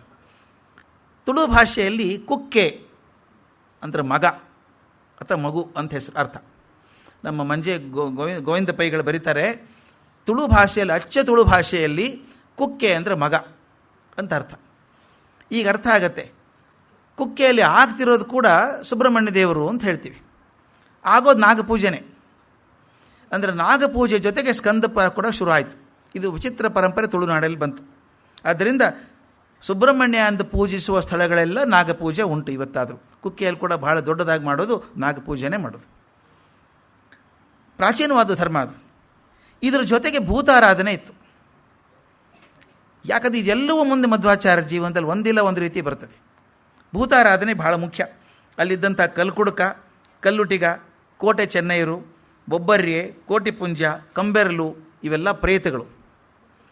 ಇವುಗಳ ಜೊತೆಗೆ ಚಾಮುಂಡಿ, ಜುಮಾದಿ, ಲೆಕ್ಕೆಸಿರಿ, ಮಹಾಮಾಯೆ, ಭಗವತಿ, ಕನ್ಯಾಕುಮಾರಿ ಇವೆಲ್ಲ ದೈವಿ ಶಕ್ತಿಗಳು. ಕೆಲವು ಪ್ರಾಣಿಗಳು ಕೂಡ ಭೂತಗಳಾಗ್ಬಿಡ್ತವೆ. ನಾವು ಕೇಳಿದ್ದೀರಿ ಪಿಲಿ ಚಾವುಂಡಿ ಭೂತ. ಭಾಳ ಹೆಚ್ಚು ಕೇಳಿದ್ದು ನಾವು ಪಂಜುರುಳಿ ಭೂತ. ಪಿಳಿ ಚಾವುಂಡಿ ಅಂದರೆ ಹುಲಿ, ಪಂಜುರುಳಿ ಅಂದರೆ ಹಂದಿ. ಅವೆರಡೂ ದೇವತೆಗಳಾಗ್ಬಿಟ್ಟು ಭೂತಗಳದು. ಅದೆಲ್ಲ ಪೂಜೆ ಪುನಸ್ಕಾರ ನಡೀತಾ ಇತ್ತು. ಈ ನಾಗಪೂಜೆ ಭೂತಾರಾಧನೆಗಳ ಜೊತೆಗೆ ಈ ಬ್ರಾಹ್ಮಣರು ತಂದಂಥ ಶೈವ ಸಂಪ್ರದಾಯ ಕೂಡ ಬಂದ್ಬಿಡ್ತು. ಈ ಮೂರೂ ಸೇರಿಕೊಂಡು ತಾವು ಗಮನಿಸಬೇಕು. ಸಪ್ತ ಕ್ಷೇತ್ರಗಳು ಅಂತ ಏನಿದ್ದಾವೆ ಆ ಏರಿಯಾದಲ್ಲಿ, ಸಪ್ತ ಕ್ಷೇತ್ರಗಳು ಬಹಳಷ್ಟು ಶೈವ ಕ್ಷೇತ್ರಗಳೇ. ಶಿವಬೆಳ್ಳಿ ಅಂದರೆ ಉಡುಪಿ ಇವತ್ತಿಂದು, ಅಲ್ಲಿ ಅನಂತೇಶ್ವರ ದೇವಸ್ಥಾನ ಮುಖ್ಯ. ಕುಂಭಾಸಿ ಅಂದರೆ ಈಗೇನು ಕೋಟ, ಅದರಲ್ಲಿ ಕುಂಭೇಶ್ವರ ದೇವಸ್ಥಾನ. ಕುಮಾರಾದ್ರಿ ಅಂದರೆ ಇವತ್ತಿನ ನಮ್ಮ ಕುಕ್ಕೆ, ಸುಬ್ರಹ್ಮಣ್ಯೇಶ್ವರ. ಧ್ವಜೇಶ್ವರ ಅದಕ್ಕೆ ಕೋಟೇಶ್ವರ ಅಂತೇನಿದೆಯೋ ಅಲ್ಲಿ ಕೋಟೇಶ್ವರ ದೇವಸ್ಥಾನ. ಕ್ರೋಡದ ಶಂಕರನಾರಾಯಣ ಲಿಂಗ. ಕೂಟಶೈಲ ಅಂದರೆ ಇವತ್ತಿನ ಕೊಲ್ಲೂರು ಮೂಕಾಂಬಿಕೆ ಮತ್ತು ಗೋಕರ್ಣದ ಮಹಾಬಲೇಶ್ವರ. ಇವೆಲ್ಲವೂ ಸೇರ್ಕೊಂಡ್ಬಿಡ್ತದೆ ಅದರ ಜೊತೆಗೆ. ಇದರ ಜೊತೆಗೆ ಇನ್ನೊಂದು ಹೇಳಿದ್ನಲ್ಲ, ಜೈನ ಧರ್ಮದ ಪ್ರಭಾವ ತುಂಬ ಇತ್ತು. ಮೂಡಬಿದ್ರೆಯನ್ನು ಜೈನ ಕಾಶಿ ಅಂತ ಕರೀತಾರೆ ಈಗಾದರೂ ಕೂಡ. ಇವತ್ತಾದರೂ ಸುಮಾರು 180 ಜೈನ ಬಸದಿಗಳಿದ್ದಾವೆ ಅಲ್ಲಿ ಸುತ್ತಮುತ್ತಲು ಅಂತ ಹೇಳ್ತಾರೆ. ಗಟ್ಟಿಯಾಗಿರುವಂಥದ್ದು. 4ನೇ ಶತಮಾನದಿಂದ 14ನೇ ಶತಮಾನವರೆಗೂ ಜೈನರ ಪ್ರಭಾವ ತುಂಬ ಇತ್ತು. ಇದನ್ನು ತಪ್ಪಿಸ್ಕೊಳ್ಳೋಕೆ ಸಾಧ್ಯ ಇಲ್ಲ ಮಧ್ವಾಚಾರ್ಯರು. ಯಾಕಂದರೆ ಯಾವುದೇ ವ್ಯಕ್ತಿ ಆಗಲಿ ತನ್ನ ಪರಿಸರದಿಂದಾನೇ ಹೀರ್ಕೋಬೇಕು. ಇದೆಲ್ಲವೂ ಇದ್ದದ್ದು. ಒಂದು ಸಂಶೋಧಕರು ಹೇಳ್ತಾರೆ, ಉಡುಪಿಯ ಅನಂತೇಶ್ವರ ದೇವಸ್ಥಾನ ಇದೆಯಲ್ಲ ಮತ್ತು ಚಂದ್ರೇಶ್ವರ ದೇವಸ್ಥಾನ ಏನಿದಾವೋ, ಚಂದ್ರಮೌಳೇಶ್ವರ ದೇವಸ್ಥಾನ, ಇವೆರಡೂ ಮೊದಲಿಗೆ ಅನಂತನಾಥ ಮತ್ತು ಚಂದ್ರನಾಥ ತೀರ್ಥಂಕರರ ಬಸದಿಗಳಾಗಿದ್ದವು ಅಂತ. ತೀರ್ಥಂಕರೊಳಗೆ ಇವರಿಬ್ಬರು, ಅನಂತನಾಥ ಮತ್ತು ಚಂದ್ರನಾಥ, ಅವರು ಬಸದಿಗಳಾಗಿದ್ದವು ಅಂತ. ಅದಕ್ಕಿಂತ ಮೊದಲು ಬುದ್ಧನ ಬೌದ್ಧರು ಇದ್ದರಲ್ಲಿ ಅಂತ. ಈಗ ತಾವು ನೋಡಿರಬೇಕು, ಶಾಸ್ತಾರು ಅಂತಾರೆ ಅಲ್ಲಿ ಹೋದಾಗ, ದೇವಸ್ಥಾನದಲ್ಲಿ ಶಾಸ್ತಾರು ಅಂತ. ಶಾಸ್ತ್ರರು ಅಂತ ಕರೆಯೋದು ಬುದ್ಧನ ಮಾತ್ರ ಕರೆಯೋದು, ಅದು ಪದ ಇಲ್ಲಿ ಉಳ್ಕೊಂಡ್ಬಿಟ್ಟಿದೆ ಅಂತ. ಈ ಅವತಾರ ಕ್ಷೇತ್ರ ಮಧ್ವಾಚಾರ್ಯರದು ಅಂದರೆ, ಆಚಾರ್ಯ ಹಿರಿಯರು ಬಂದು ನೆಲೆಸ್ಕೊಂಡ್ರಲ್ಲ ಶಿವಳ್ಳಿಯಲ್ಲಿ, ಸುಮಾರು 120 ಮನೆಗಳಿದ್ವು ಅಂತೆ. ಪ್ರಥಮ ದಶಕದಲ್ಲಿ ಬಂದವರು, ಮುಖ್ಯವಾಗಿ ಬಂದವರು ಬ್ರಾಹ್ಮಣರು ಅಲಿವೂರಾಯ, ಇವತ್ತು ಅದು ಹೆಸರಿದ್ದಾವೆ, ಅಲಿವೂರಾಯ, ಸರಳಾಯ, ಬಹಳಷ್ಟು ಹೋಟೆಲ್ಗಳನ್ನು ನಡೆಸ್ತಾರೆ ಸರಳಾಯವರು. ಅಲಿವೂರಾಯ, ಸರಳಾಯ, ತೆಂಕಿಲ್ಲಾಯ ಇವರೆಲ್ಲ ಇದ್ದರು. ಅದರ ಜೊತೆಗೆ ಇನ್ನೊಂದು ಮನೆ ಇತ್ತು, ಅದರ ಹೆಸರು ನಡುವಂತಿಲ್ಲಾಯ ಅಂತ. ನಡುವಂತಿಲ್ಲಾಯ ಅಂತ. ನಡುವಂತಿಲ್ಲಾಯನ ನಡ್ಯಂತಿಲ್ಲಾಯ, ನಡ್ವಂತಿಲ್ಲಾಯ ಅಥವಾ ಸಿಂಪಲ್ ಆಗಿ ನಡಿಲ್ಲಾಯ ಅಂತ ಕರೀತಾರೆ. ಇದು ಅರ್ಥ ಏನು? ನಡುವಂತಿಲ್ಲಾಯ ಅಂದರೆ ತುಳು ಭಾಷೆಯಲ್ಲಿ ನಡುವೆ ಇರುವಂಥ ಮನೆ ಅಷ್ಟೇ. ಬಹುಶಃ ಮನೆ ಊರ ಮಧ್ಯದಲ್ಲಿ ಇರಬೇಕು, ಅದಕ್ಕೆ ನಡುವಿನ ಮನೆಯವರು ಅವರು ನಡುವಂತಿಲ್ಲಾಯ ಅಂತ. ಅದನ್ನು ಶಾರ್ಟ್ ಮಾಡಿ ನಡಿಲ್ಲಾಯ ಅಂತ ಕರೀತಾ ಇದ್ರು. ಹೀಗೆ ದಿಕ್ಕುಗಳನ್ನು ಗುರುತಿಸಿ ಮನೆಗಳನ್ನು ಹೇಳ್ತಾ ಇದ್ರಂತೆ. ಈಗ ಅದ್ರ ಹೆಸರಿದ್ದಾವೆ ಅವು, ಪಡ್ಡಿಲ್ಲಾಯ, ಬಡಗಿತಿಲ್ಲಾಯ, ತೆಂಕಿಲ್ಲಾಯ, ಮುಡ್ಡಿಂತಿಲ್ಲಾಯ, ಅಂದರೆ ಆ ದಿಕ್ಕುಗಳನ್ನು ಹೇಳುವಂಥದ್ದು. ಇದು ಸಾಮಾನ್ಯ ಉತ್ತರ ಕನ್ನಡದಲ್ಲಿ ಬಹಳ ಸಾಮಾನ್ಯ. ಇದು ಯಾರವರು? ಮೂಲೆಮನೆಯವರು. ಮೂಲೆಮನೆ ಅಂತ ಇದೆಯಲ್ಲ, ಹೆಸರಿದೆಯಲ್ಲ ಈಗ, ಅವ್ರ ಮನೆ ಮೂಲೆಯಲ್ಲಿದ್ದದ್ದು ಕೊನೆಯದು. ಅವ್ರು ಯಾರು? ಅಲ್ಲಿದ್ದಾರಲ್ಲ ಕಡೆ ಮನೆಯವರು, ಕಡೆ ಮನೆ ಅಂತ ಹೆಸರಾಯ್ತು ಅವ್ರದ್ದು. ಮೂಲೆ ಮನೆಯೊಬ್ಬರು, ಕಡೆ ಮನೆಯೊಬ್ಬರು, ನಡುವಿದ್ದವರು ನಡುಮನೆಯವರು. ಹೆಸರು ಹೆಂಗೆ ಬಂದ್ಬಿಡ್ತದೆ ನೋಡ್ರಿ, ಕಡೆ ಮನೆ, ನಡುಮನೆ. ಹೊಸದಾಗಿ ಕಟ್ಟಿದಾರಲ್ಲ ಮನೆ, ಹೊಸ ಮನೆಯವರು. ಅಂದರೆ ಅವರ ಮನೆಯಿಂದ, ಪೊಸಿಷನ್ನಿಂದ, ಜಾಗದಿಂದ ಹೆಸರಿಡೋಕೆ ಶುರು ಆಯಿತು. ಇದು ಹಾಗೆ ಇದ್ದದ್ದು. ಈ ತುಳು ಭಾಷೆಯಲ್ಲಿ ಹೇಳಿದ್ನಲ್ಲ ನಡುವಿನ ಮನೆ ಅಂತ, ಈ ನಡುವಂತಿಲ್ಲಾಯರು ಭಟ್ಟ ಜನ. ಇವರು ನಾನು 8 ಜನ ಹೇಳಿದ್ನಲ್ಲ, ಭಟ್ರು ಅಂತ ಬಂದರು. ಭಟ್ರು ಅಂದರೆ ಅವ್ರ ಕೆಲಸ ಈ ಪಂಚಾಯಿತಿ ನಡೆಸೋದು, ಅಧಿಕಾರ ವಿತರಣೆ ಮಾಡುವಂಥ ಕೆಲಸ ಅವ್ರದ್ದು. ಆದರೆ ಬೇಸಿಕಲಿ ಜ್ಞಾನಿಗಳು, ಶಾಸ್ತ್ರ ಓದ್ಕೊಂಡವರು. ಅದಕ್ಕೆ ಅವ್ರ ಮನೆಯನ್ನು ಭಟ್ಟತಿಲ್ಲರು ಅಂತ ಕರಿತಿದ್ರು. ದಡ್ಯಂತಿಲ್ಲಾಯರು ಭಟ್ರಾದ್ದರಿಂದ ಭಟ್ಟತಿಲ್ಲರು ಅಂತ ಕರಿತಾಯಿದ್ರು. ಮಧು ವಿಜಯದೊಳಗೆ ಈ ನಡುವಂತಲ್ಲಾಯ ಅಥವಾ ನಡ್ಯಂತಿಲ್ಲಾಯ ಅದನ್ನು ಸಂಸ್ಕೃತದಲ್ಲಿ ಹೇಗೆ ಬರುತ್ತೆ ನೋಡಿ, ಮಧ್ಯಗೇಹ ಕುಲಮೌಳಿ ಮಣಿ ಅಂತ. ಮಧ್ಯಗೇಹ ಕುಲಮೌಳಿ ಮಣಿ. ಮಧ್ಯಗೇಹ ಅಂತ ನಡುವಿರುವಂಥದ್ದು, ಆ ಕುಲದ ಮೌಳಿ ಮಣಿಯಾಗಿದ್ದವರು ಇವರು ಅಂತ. ಸಂಸ್ಕೃತ ಭಾಷೆಯಲ್ಲಿ ಏನು ಬೈದರೂ ಚೆಂದ ಕೇಳಿಸುತ್ತೆ. ಇದು ಅವ್ರ ಮನೆತನದ ಹೆಸರಾಯಿತು. ಭಟ್ರು ಅನ್ನುವಂಥದ್ದು ಉದ್ಯೋಗದ ಹೆಸರಾಯಿತು. ಆದರೆ ಅವ್ರ ನಿಜವಾದ ವೈಯಕ್ತಿಕ ಹೆಸರು ಏನು ಅಂತ ಗೊತ್ತಿಲ್ಲ. ಮಧ್ವಾಚಾರ್ಯ ತಂದೆ, ಅವ್ರ ಹೆಸರು ಗೊತ್ತಿಲ್ಲ ನಮಗೆ, ಯಾವುದರಲ್ಲೂ ಬರಲಿಲ್ಲ ಅದು. ಇನ್ಫ್ಯಾಕ್ಟ್ ಅವರು ಬೇರೆ ಬೇರೆ ಕೃತಿಗಳನ್ನು ನೋಡಿದರೂ ಕೂಡ ಅವ್ರು ಇಷ್ಟೇ ಬರೀತಾರೆ, ಮಧ್ಯಗೆ ಕುಲಮೌಳಿ ಮಣಿ, ನಡ್ಯಂತಿಲ್ಲಾಯರು, ನಡು ಇದ್ದವರು ಅಂತ ಅಷ್ಟು ಹೇಳ್ತಾರೆ. ಹೆಸರು ಬರೋಲ್ಲ. ತಾಯಿ ಹೆಸರು ಸ್ಪಷ್ಟವಾಗಿ ಗೊತ್ತಾಗೋದಿಲ್ಲ. ಆದರೆ ಸಂಪ್ರದಾಯವಾಗಿ ವೇದವತಿ ಅಂತ ಕರೀತಾರೆ. ವೇದವತಿ ತಾಯಿ ಹೆಸರು. ಈ ಉಡುಪಿ ಬಳಿ ಆಗ್ನೇಯ ದಿಕ್ಕಿನಲ್ಲಿ ಸುಮಾರು 7 ಮೈಲಿ ದೂರ ಬೆಳ್ಳೆ ಅಂತ ಒಂದು ಹಳ್ಳಿ. ಆ ಬೆಳ್ಳೆ ಹಳ್ಳಿ ಇತ್ತು, ಅದು ಪಾಜಕ ಕ್ಷೇತ್ರ ಅಂತ ಕರೀತಾಯಿದ್ರು. ತಮಗೆಲ್ಲ ಗೊತ್ತಿರುವಂಥ ಪಾಜಕ ಕ್ಷೇತ್ರ. ಅಲ್ಲಿ 2 ಮೈಲ್ ದೂರದಲ್ಲಿ ಕುಂಜಾರು ಅನ್ನೋಲ್ಲಿ ಪರಶುರಾಮನೆ ಮೇಲೆ ಕಟ್ಟಿದಂಥ ದುರ್ಗಾದೇವಿ ಗುಡಿ ಇದೆ. ಅದ್ರ ಪಕ್ಕನೇ ಇವ್ರ ಮನೆ ಕೆಳಗೆ. ಇದು ಪಾಜಕ ಆಚಾರ್ಯರ ಜನ್ಮಭೂಮಿ. ಆಚಾರ್ಯರ ತಂದೆ ತಾಯಂದರು ಅತ್ಯಂತ ಅನುರೂಪವಾದಂಥ ದಾಂಪತ್ಯ. ಬಡತನ ದಾಂಪತ್ಯದ ಅನುರೂಪತೆಗೆ ಅಡ್ಡ ಬರಲಿಲ್ಲ. ಪ್ರತಿನಿತ್ಯ ಅವ್ರು ಏನು ಮಾಡ್ತಿದ್ರು ಅದು ನೋಡಿ, ಅದು ಅಷ್ಟು ಸುಮಾರು 7 ಮೈಲಿ ದೂರ. ದಿನಾಲೂ ಈ ನಡ್ಯತಿಲ್ಲರು ಅಥವಾ ನಡಿತಿಲ್ಲರು ಅವ್ರೇನು ಮಾಡ್ತಿದ್ರು, ನಡ್ಕೊಂಡು ಹೋಗ್ತಿದ್ರಂತೆ. ದಿನ ಸ್ನಾನ ಮಾಡಿ ಉಡುಪಿಗೆ ನಡ್ಕೊಂಡು ಹೋಗಬೇಕು.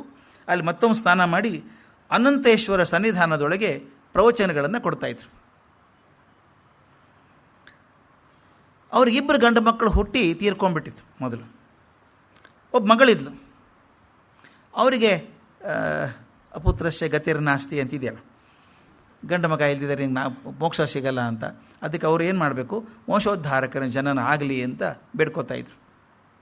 ಕೊನೆಗೆ ಅಂದ್ಕೊಂಡ್ರು ಮಗ ಸಿಗಬೇಕಾದ್ರೆ ಹಾಗೆ ಪ್ರಯತ್ನ ಮಾಡಬೇಕು, ನಾವು ಭಗವಂತನ ತಪಸ್ಸು ಮಾಡಬೇಕು ಅಂಥೇಳಿ ಗಂಡ ಹೆಂಡತಿ ಇಬ್ಬರು ಉಡುಪಿಗೆ ಹೋಗಿ ಸುಮಾರು 12 ವರ್ಷ ಅಲ್ಲೇ ಇದ್ರಂತೆ. 12 ವರ್ಷ ಇದ್ದು ಅನಂತೇಶ್ವರನ ಸೇವೆ ಮಾಡಿದರು. 12 ವರ್ಷ ಸೇವೆ ಮಾಡಿದ ಮೇಲೆ ನೀವು ಊರಿಗೆ ಹೋಗಿನ್ನ ಅಂತ ಸೂಚನೆ ಬಂತು. ಊರಿಗೆ ಬಂದ ಮೇಲೆ ವೇದವತಿ ಗರ್ಭ ಧರಿಸಿದ್ಲು. ವಿಜಯದಶಮಿ ದಿವಸ ಇವರು ಪ್ರವಚನ ಮಾಡೋಕ್ಕೆ ಹೋಗಿದ್ದಾರೆ, ನಡೀತಿಲ್ಲವರು. ಮುಗಿಸ್ಕೊಂಡು ವಾಪಸ್ ಬರುವಾಗ ದಾರಿಲಿ ಹೇಳಿದಂತೆ ನಿಮ್ಮ ಹೆಂಡತಿಗೆ ಪುತ್ರೋತ್ಸವ ಆಯಿತು ಹೋಗಿ ಅಂತ. ಇವ್ರು ಓಡ್ಕೊಂಡು ಮನೆಗೆ ಬಂದು ನೋಡ್ತಾರೆ, ಗಂಡು ಮಗು ಹುಟ್ಟಿದೆ, ಅಭಿಜಿನ್ ಮುಹೂರ್ತದಲ್ಲಿ ಹುಟ್ಟಿದಂಥ ಮಗು. ಅದು ನೋಡಿ ತುಂಬ ಸಂತೋಷ ಆಯಿತು. ಅವ್ರು ಹೇಳ್ತಾರೆ, ವಿಚಿತ್ರ ಅಂದರೆ ಎಲ್ಲ ಮಕ್ಕಳು ಹುಟ್ಟಿದ ತಕ್ಷಣ ಅಳ್ತಾವೆ, ಇವ್ರು ನಗ್ತಾ ಇದ್ರಂತೆ, ನಗ್ತಾ ಇದ್ರು ಅಂತ. ಅವ್ರು ಅಂತ ಹೇಳ್ತಾಳೆ, ಅಪರೂಪ, ನನಗಿದೇನು ದೇವತೆನೋ ಏನೋ ಗೊತ್ತೇ ಆಗ್ತಾಯಿಲ್ಲ. ಸೂಲಿಗೀತಿಯವ್ರು ಹೇಳ್ತಾರಂತೆ, ಈ ಮಗು ಹತ್ತಿದ್ದಕ್ಕೆ ನೋಡಲಿಲ್ಲ ನಾವು, ಬರೀ ನಗ್ತಾ ಇತ್ತು ಮಗು, ನಗ್ತಾ ಇತ್ತು ಅಂತ. ದೇವರ ವಿಶೇಷದ ಕೃಪೆಯಿಂದ ಬಂದಂಥ ಮಗು ಇದು ಅಂತ ಗಂಡ ಹೆಂಡತಿ ತಿಳ್ಕೊಂಡ್ರು. ಜಾತ ಕರ್ಮಗಳನ್ನೆಲ್ಲ ಮಾಡಿದರು. ಮುಂದೆ ನಾಮಕರಣ ಮಾಡಬೇಕು. ನಾಮಕರಣ ಮಾಡಿದಾಗ ವಾಸುದೇವ ಅಂತ ಹೆಸರಿಟ್ಟರು. ನಿಮಗೆ ಗೊತ್ತಿರಬೇಕು, ಪ್ರಾಣದೇವರು ವಾಯುದೇವರು ಇನ್ನೊಂದು ಹೆಸರು ಅಸುದೇವ ಅಂತ. ಅಸು ಅಂದರೆ ಪ್ರಾಣ, ಪ್ರಾಣ ಕೊಡುವಂಥ ದೇವ ಆದ್ದರಿಂದ ಪ್ರಾಣದೇವ ಅಂತ ಹೆಸರಿಟ್ಟರು, ಅಸುದೇವ.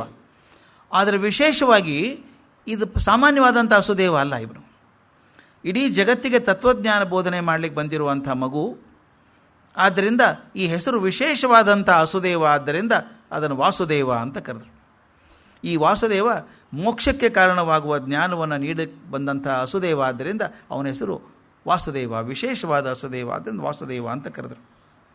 ಈ ನಡಿಲಾಯರದು ಭಾಳ ಬಡತನ. ಇದು ಯಾವಾಗಲೂ ಹೀಗೇನೇನೋ ಅನಿಸ್ಬಿಡುತ್ತೆ ನನಗೆ. ಈ ಕಷ್ಟದಲ್ಲೇ ಕಮಲಗಳು ಅರಳೋದು ಅಂತ ಅನಿಸುತ್ತೆ ನನಗೆ. ತುಂಬ ಸಮೃದ್ಧಿ ಇದ್ದಾಗ ಈ ತತ್ವಜ್ಞಾನದ ಚಿಂತನೆ ಬರೋದು ಭಾಳ ಕಷ್ಟ. ನನಗೆ ಈ ಮಾತನ್ನು ಒಬ್ಬರು ಭಾಳ ಚೆಂದ ಕೇಳಿದರು, ಸುಮಾರು 1 ದಶಕದ ಕೆಳಗೋ 2 ದಶಕದ ಕೆಳಗೋ. ನಾನು ಯಾವುದೋ ಬೇರೆ ದೇಶದಲ್ಲಿದ್ದಾಗ, compare between Buddha and Jesus Christ. ಮನೆ ಹೇಳಿದ್ನ ಏನಾದರೂ? ನಾನು ಹೇಳಿಲ್ಲ. ಬುದ್ಧ ಹೆಚ್ಚು ಕರುಣಾಮಯಿ ಆಗಿದ್ನೋ ಅಥವಾ ಜೀಸಸ್ ಕ್ರೈಸ್ಟ್ ಹೆಚ್ಚು ಕರುಣಾಮಯಿ ಆಗಿದ್ನೋ ಅಂತ ಚರ್ಚೆ. ಕಂಪೇರ್ ಮಾಡಲೇಬಾರದು ನಾವು, ಸುಮ್ಮನೆ ಲಾಜಿಕಲಿ ಮಾತಾಡ್ಕೊಂಡು ಹೋದಾಗ. ನಾನು ಹೇಳಿದೆ ಕಷ್ಟಪ್ಪ, ಯಾಕಂದರೆ ಇಬ್ಬರ ನಡುವೆ 600 ವರ್ಷ ಅಂತರ ಇದೆ. 600 ವರ್ಷ ಸಣ್ಣದಲ್ಲ ಅದು. 2000 ವರ್ಷದ ಹಿಂದೆ ಜೀಸಸ್ ಕ್ರೈಸ್ಟ್ ಇದ್ದರೆ, ಆ 2600 ವರ್ಷಗಳ ಹಿಂದೆ ಬುದ್ಧ ಇದ್ದ. ನಾನು ಹೇಳಿದೆ ಅವ್ರು ಇಬ್ಬರು ದೊಡ್ಡವರೇ, ಆದರೆ ಅವ್ರ ವಿಧಿಗಳು ಬೇರೆ ಆಯಿತು, ಮಾಡುವಂಥ ವಿಧಾನಗಳು ಬೇರೆ ಆಯಿತು. ಯಾಕೆ ಬೇರೆ ಆಯಿತು? ಭಾಳ ಮುಖ್ಯ ಸ್ನೇಹಿತರೆ, ಇದು ಭಾಳ ಮುಖ್ಯ. ಇದು ಯೇಸು ಕ್ರಿಸ್ತ ಕಣ್ಣಿಲ್ದವ್ರ ಕಣ್ಣು ಕೊಟ್ಟ, ಕಾಲಿಲ್ದವ್ರಿಗೆ ಕಾಲು ಕೊಟ್ಟ, ರೋಗಿಷ್ಠರನ್ನ ಆರಾಮ ಮಾಡಿದ, ಸತ್ತವ್ರನ್ನ ಬದುಕಿಸಿದ. ಇದೆಲ್ಲ ಪವಾಡಗಳನ್ನು ಕೇಳ್ಕೊಂಬರ್ತೀವಿ. ಬುದ್ಧ ಯಾವುದೂ ಮಾಡಲಿಲ್ವೇ? ಅಂದರೆ ಬುದ್ಧ ಕರುಣೆ ಇರಲಿಲ್ಲ ಅಂತಲ್ಲ. ಅವನು ಯಾಕೆ ಹಂಗೆ ಮಾಡಿದ? ಇಲ್ಲಿ ಬುದ್ಧನ ಕಡೆ ಒಬ್ಬರು ಹೆಂಗಸು ಬರ್ತಾಳೆ, ನನ್ನ ಮಗ ಸತ್ತೋಗಿದ್ದಾನೆ ಬದುಕಿಸ್ಕೊಡಿ ಪ್ರಭು ಅಂತ ಬರ್ತಾಳೆ. ಬದುಕಿಸಲ್ಲ ಅವನು. ಹೋಗಮ್ಮ ಎಲ್ಲರ ಮನೆಗೆ ಹೋಗು, ಯಾರ ಮನೆಯಲ್ಲಿ ಸಾವಾಗಿಲ್ಲ ಒಂದು ಮುಷ್ಟಿ ಸಾಸಿವೆ ತೊಗೊಂಡು ಬಾ ಅಂತ ಹೇಳ್ತಾಳೆ. ಆಕೆ ಸಾವಿಲ್ಲದ ಮನೆಯ ಸಾಸಿವೆ ಹುಡ್ಕೊಂಡು ಹೋಗ್ತಾಳೆ. 10 ಮನೆಗೆ ಹೋದಾಗ ಗೊತ್ತಾಗತ್ತೆ ಆಕೆಗೆ ಎಲ್ಲರ ಮನೆಯಲ್ಲೂ ಸಾವಾಗಿದೆ ಅಂತ. ಆಕೆ ಮಗನ ಬದುಕಿಸು ಅಂತ ಬೇಡಲ್ಲ, ನನಗೆ ಗೊತ್ತಾಯ್ತಪ್ಪ ಸಾವು ತಪ್ಪಿಸೋಕ್ಕಾಗಲ್ಲ, ಆದ್ದರಿಂದ ಸಾವು ಆಯ್ತು ನನ್ನ ಮಗಂದು, ನಾನೇನು ಶಿಷ್ಯ ಆಗ್ತೀನಿ ಅಂತ ಅವನಿಂದ ಶಿಷ್ಯ ಆಗಿ ಬಂದುಬಿಟ್ಲು. ಕಿಸಾ ಗೌತಮಿ ಬಂದುಬಿಟ್ಲು. ಇಲ್ಲಿ ನೋಡಿ, ಆತ ಜೀವ ಕೊಡಲಿಲ್ಲ, ಆಕೆಗೆ ಜ್ಞಾನ ಕೊಟ್ಟ. ಅಲ್ಲಿ ಯೇಸು ಕ್ರಿಸ್ತ ಜೀವ ಕೊಟ್ಟ. ಹಾಗಾದ್ರೆ ತಪ್ಪು ಯಾರ್ದು? ತಪ್ಪಲ್ಲ ಅದು. ಒಂದು ಇಂಗ್ಲೀಷಲ್ಲಿ ಮಾತಿದೆ, a poor person may have spiritual problems. ಬಡ ಮನುಷ್ಯನಿಗೆ ಆಧ್ಯಾತ್ಮಿಕ ಹಸಿವು ಇರ್ಬೋದು, ಆದರೆ ಬಡ ರಾಷ್ಟ್ರಕ್ಕೆ ಹೊಟ್ಟೆ ಹಸಿವಿರ್ತದೆ.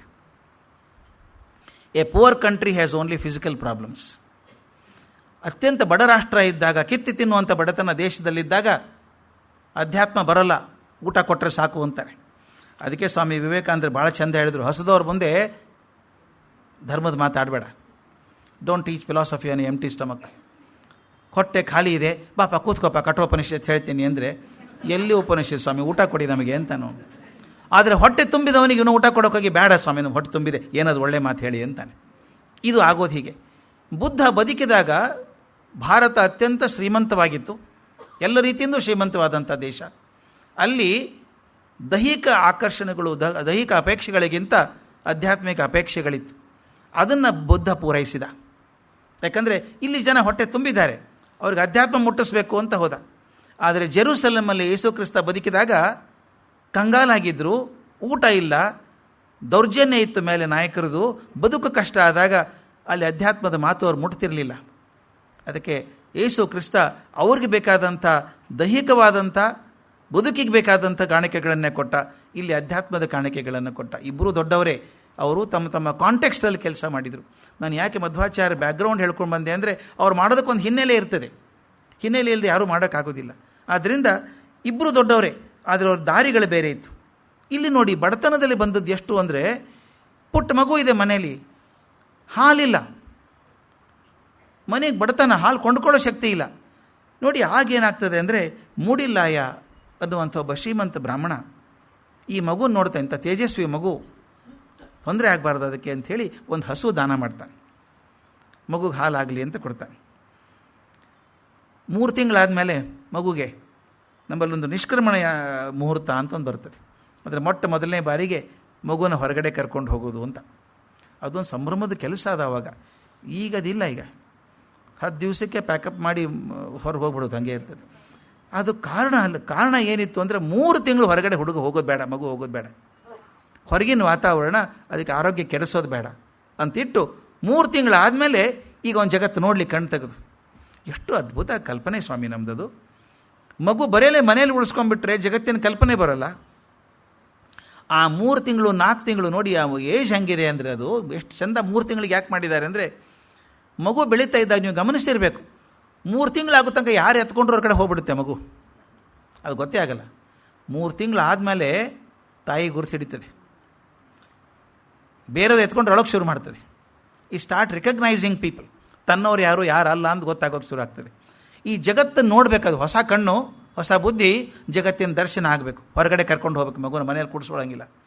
ಕರ್ಕೊಂಡು ಹೋದಾಗ ಅತ್ಯಂತ ವಿವೇಕಿಗಳಾದಂಥವರು, ಧರ್ಮಜ್ಞನಾದಂಥ ಈ ನಡಿಲಾಯರು ಆ ಮಗುನ ಕರ್ಕೊಂಡು ಅನಂತೇಶ್ವರನ ಸನ್ನಿಧಿ ಕರ್ಕೊಂಡು ಹೋಗ್ತಾರೆ. ನಮ್ಮಲ್ಲಿ ಪದ್ಧತಿ, ಹೊರಗಡೆ ಕರ್ಕೊಂಡು ಹೋದ್ರೆ ದೇವಸ್ಥಾನಕ್ಕೆ ಕರ್ಕೊಂಡು ಹೋಗೋಣ ಅಂತ. ಕರ್ಕೊಂಡು ಹೋಗಿ ಅನಂತೇಶ್ವರ ಮುಂದೆ ಮಲಗಿಸಿ ಹೇಳ್ತಾರೆ, ಮಹಾರಾಯ ನೀನೇ ಕೊಟ್ಟ ಮಗುವಪ್ಪ, ನಿನಗೆ ಒಪ್ಪಿಸ್ತೀನಿ, ನೀನೇ ರಕ್ಷಣೆ ಮಾಡು ಅಂತ ಬೇಡ್ಕೋತಾರೆ. ಕರ್ಕೊಂಬರ್ತಾರೆ. ಮುಂದೆ 3-4 ತಿಂಗಳ ಸಂಕ್ರಮಣ ಬರ್ತದೆ. ಸಂಕ್ರಮಣ ಬಂದಾಗ ಅನಂತೇಶ್ವರ ದೇವಸ್ಥಾನಕ್ಕೆ ಹೋಗ್ತಾರೆ. ದೊಡ್ಡ ಉತ್ಸವ ಇರ್ತದೆ.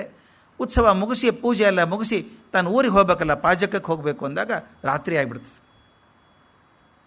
ಹೇಳ್ತಾರೆ, ಹೋಗಬೇಡಿ ರಾತ್ರಿ, ದಾರಿಲಿ ಕಾಡಿದೆಯಲ್ಲ, ಕಾಡಿರೋದ್ರಿಂದ ರಾತ್ರಿ ಹೋಗಬೇಡಿ, ಇದಕ್ಕೊಂದು ಬೆಳಿಗ್ಗೆ ಹೋಗಿ ಅಂತ. ಇಲ್ಲ ಹೋಗ್ಬಿಡ್ತೀವಿ, ಏನು ತೊಂದರೆ ಇಲ್ಲ, ಜೊತೆ ಇದ್ದಾರಲ್ಲ, ಒಂದು 15-20 ಜನ ಇದ್ದಾರೆ, ನಡ್ಕೊಂಡು ಹೋಗ್ತೀವಿ, ಏನು ತೊಂದರೆ ಅಂತ. ಮಧ್ಯರಾತ್ರಿ ಆಗಿಬಿಡ್ತದೆ, ಹೊರಟು ಬಿಡ್ತಾರೆ ಕಾಡಲ್ಲಿ. ಆಗಿರುವಂಥ ಒಂದು ಘಟನೆ. ಇದ್ದಕ್ಕಿದ್ದಂತೆ ಆ ಗುಂಪಿನಲ್ಲಿದ್ದರಲ್ಲ ಒಂದು 15-20 ಜನ, ಒಬ್ಬನು ಹೋ ಅಂತ ಕಿರಿಸ್ಕೊಂಡು ಬಿದ್ದುಬಿಟ್ಟ. ನೋಡಿದ್ರೆ ರಕ್ತ ಕಾರ್ತಿದ್ದಾನು. ತಕ್ಷಣ ಗೊತ್ತಾಯಿತು, ಇದು ಸಾಮಾನ್ಯವಾಗಿ ಭೂತಗಳು ತೊಂದರೆ ಕೊಡೋದು ಹೀಗೆ. ಆ ಭೂತಗಳು ಯಾವಾಗಲೂ ಮಕ್ಕಳನ್ನ ಹಿಡ್ಕೊಂಡ್ಬಿಡ್ತಾವೆ. ಫಸ್ಟ್ ಇವ್ರಿಗೆ ಭಯ ಹತ್ಕೊಂಡ್ಬಿಡ್ತು ನಡಿಲೆಯವರಿಗೆ, ನನ್ನ ಮಗನಿಗೇನು ಆಗಿಬಿಡುತ್ತೆ. ಕೆಡಿ ಗುಂಪಲ್ಲಿ ತೀರ ಪುಟ್ಟ ಮಗು ಅಂದರೆ ಇದೆ, 6-7 ತಿಂಗಳಿರಬೇಕು.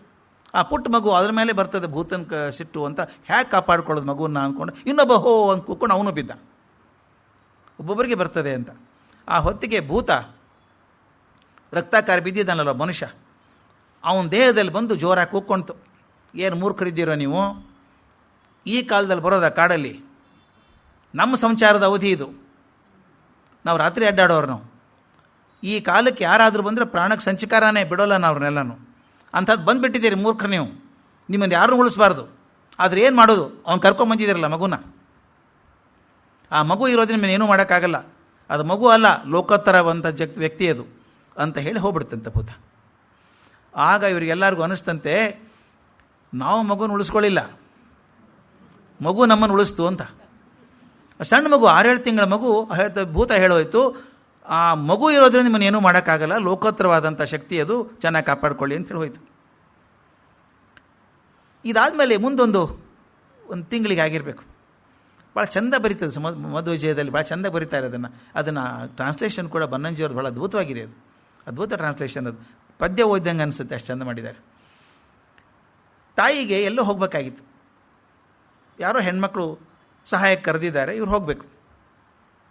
ಆ ಮಗುಗೆ ಹಾಲು ಕುಡಿಸಿ, ಅಕ್ಕ ಇದ್ಲಲ್ಲ, ನೋಡ್ಕೋ ಇವನ್ನ, ಚೆನ್ನಾಗಿ ನೋಡ್ಕೋ, ಇವನು ಪುಟ್ಟ ಮಗು ಅಂಬೆಗಾಲಿಟ್ಟು ಓಡಾಡ್ತಾನೆ ಎಲ್ಲ ಕಡೆನೂ, ಹುಷಾರಾಗಿ ನೋಡ್ಕೋ ಅಂತ ಹೇಳಿ ಅವ್ರ ಮನೆಗೆ ಹೋದ್ರು ಕೆಲಸಕ್ಕೆ. ಅವ್ರು ಹೋಗಿ ಸ್ವಲ್ಪ ಹೊತ್ತಿಗೆ ಅಳೋಕೆ ಶುರು ಮಾಡುತ್ತೆ ಮಗು. ಇದು ರಂಪ ಅಂದ್ರೆ ರಂಪ, ಏನು ಮಾಡಿದ್ರು ಬಾಯಿ ಮುಚ್ತಾ ಇಲ್ಲ. ಅದು ಪುಟ್ಟ ಹುಡುಗಿನೇ, ನೋಡ್ಕೋಬೇಕಲ್ಲೇನು ಅಕ್ಕ. ಏನು ಮಾಡಿದ್ಲು, ಏನು ತೋರಿಸಿದ್ಲು, ಅಲ್ಲಿ ಹಗಲತ್ತಲ್ಲಿ ಚಂದ್ರ ತೋರಿಸಿದ್ಲು, ಏನೇನು ಸಿಕ್ತು ಎಲ್ಲ ತೋರಿಸಿದ್ಲು. ಅಳೋದು ಬಂದಾಗಲಿಲ್ಲ. ಹಸಿವಾಗಿರ್ಬೇಕು ಅವನಿಗೆ ಅಂತ. ಏನು ಕೊಡ್ಬೇಕಾ ಮಗುಗೆ? ಹಾಲು ಇದು ಹಸು ಇದಕ್ಕೆ ಹೋಗ್ಬಿಟ್ಟಿದೆ, ಮೇಯೋದಕ್ಕೆ ಹೋಗ್ಬಿಟ್ಟಿದೆ, ಯಾರೂ ಇಲ್ಲ. ಮನೆಯಲ್ಲಿ ನೋಡ್ತಾಳೆ, ಏನೇನೂ ಇಲ್ಲ ಕೊಡೋದಕ್ಕೆ. ಇನ್ನೇನಪ್ಪ ಮಾಡೋದು ಅಂತ ಕಕ್ಕ, ಅದು ಹುಡುಗಿ ಗಾಬರಿ ಆಯ್ತು. ನೋಡ್ತಾಳೆ, ಅಮ್ಮ ಸಾಯಂಕಾಲ ಹಸು ಕೊಡಬೇಕು ಅಂತ ಹೇಳಿ ಒಂದು ದೊಡ್ಡ ಬುಟ್ಟಿ ತುಂಬ ಹುರುಳಿಯನ್ನು ಚೆನ್ನಾಗಿ ಬೇಯಿಸಿಟ್ಟಿದ್ದಾರೆ.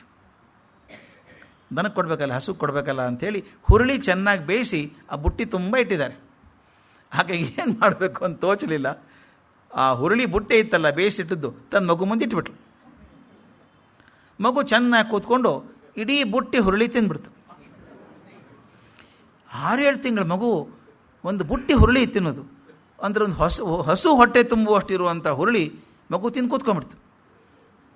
ಆಮೇಲೆ ಅಮ್ಮ ಓಡಿ ಬಂದರು.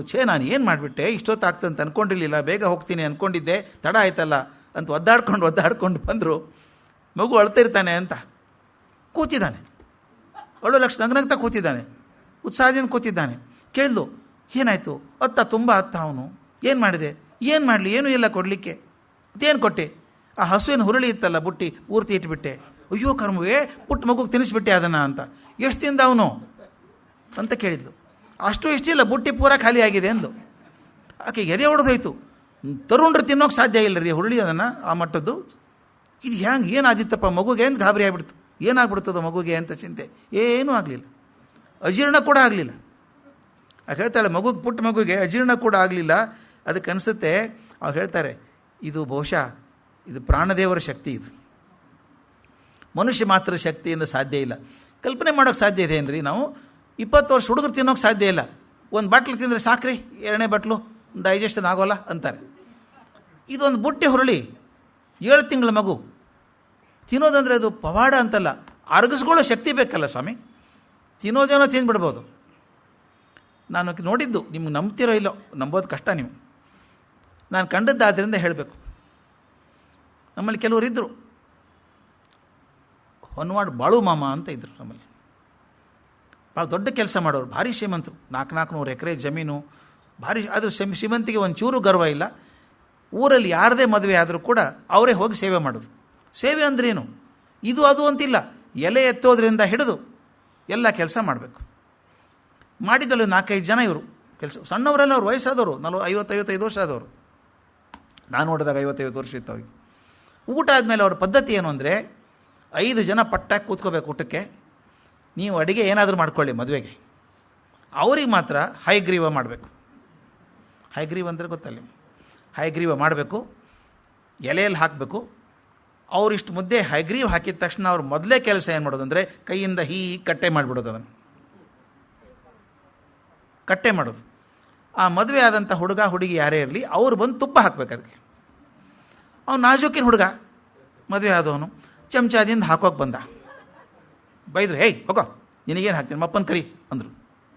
ಅವ್ರ ಅಪ್ಪ ಬಂದ, ಏನೋ ನೀ ಬಾಳು ಮಾಮಾಗ ಚಮಚಾದ್ಲಿ ಹಾಕ್ತೀವನೋ ತುಪ್ಪ, ನೀನು ಹಾಕಿದ್ರೆ ಅಪಮಾನ ಇದ್ದಂಗೆ. ಅದು ಈ 16 kg ಟಿನ್ ಇರುತ್ತಲ್ಲ ತುಪ್ಪದ್ದು, ನಾನು ನೋಡಿದ್ದಪ್ಪ. ಇದು ಎತ್ತಿ ಹಿಂಗೆ ಬಗ್ಗಿಸ್ಬಿಟ್ರು ತುಪ್ಪ, ಆ ಕಟ್ಟೆ ತುಂಬಿ ಚೆಲ್ಲೋಕೆ ಶುರು ಆಯಿತು.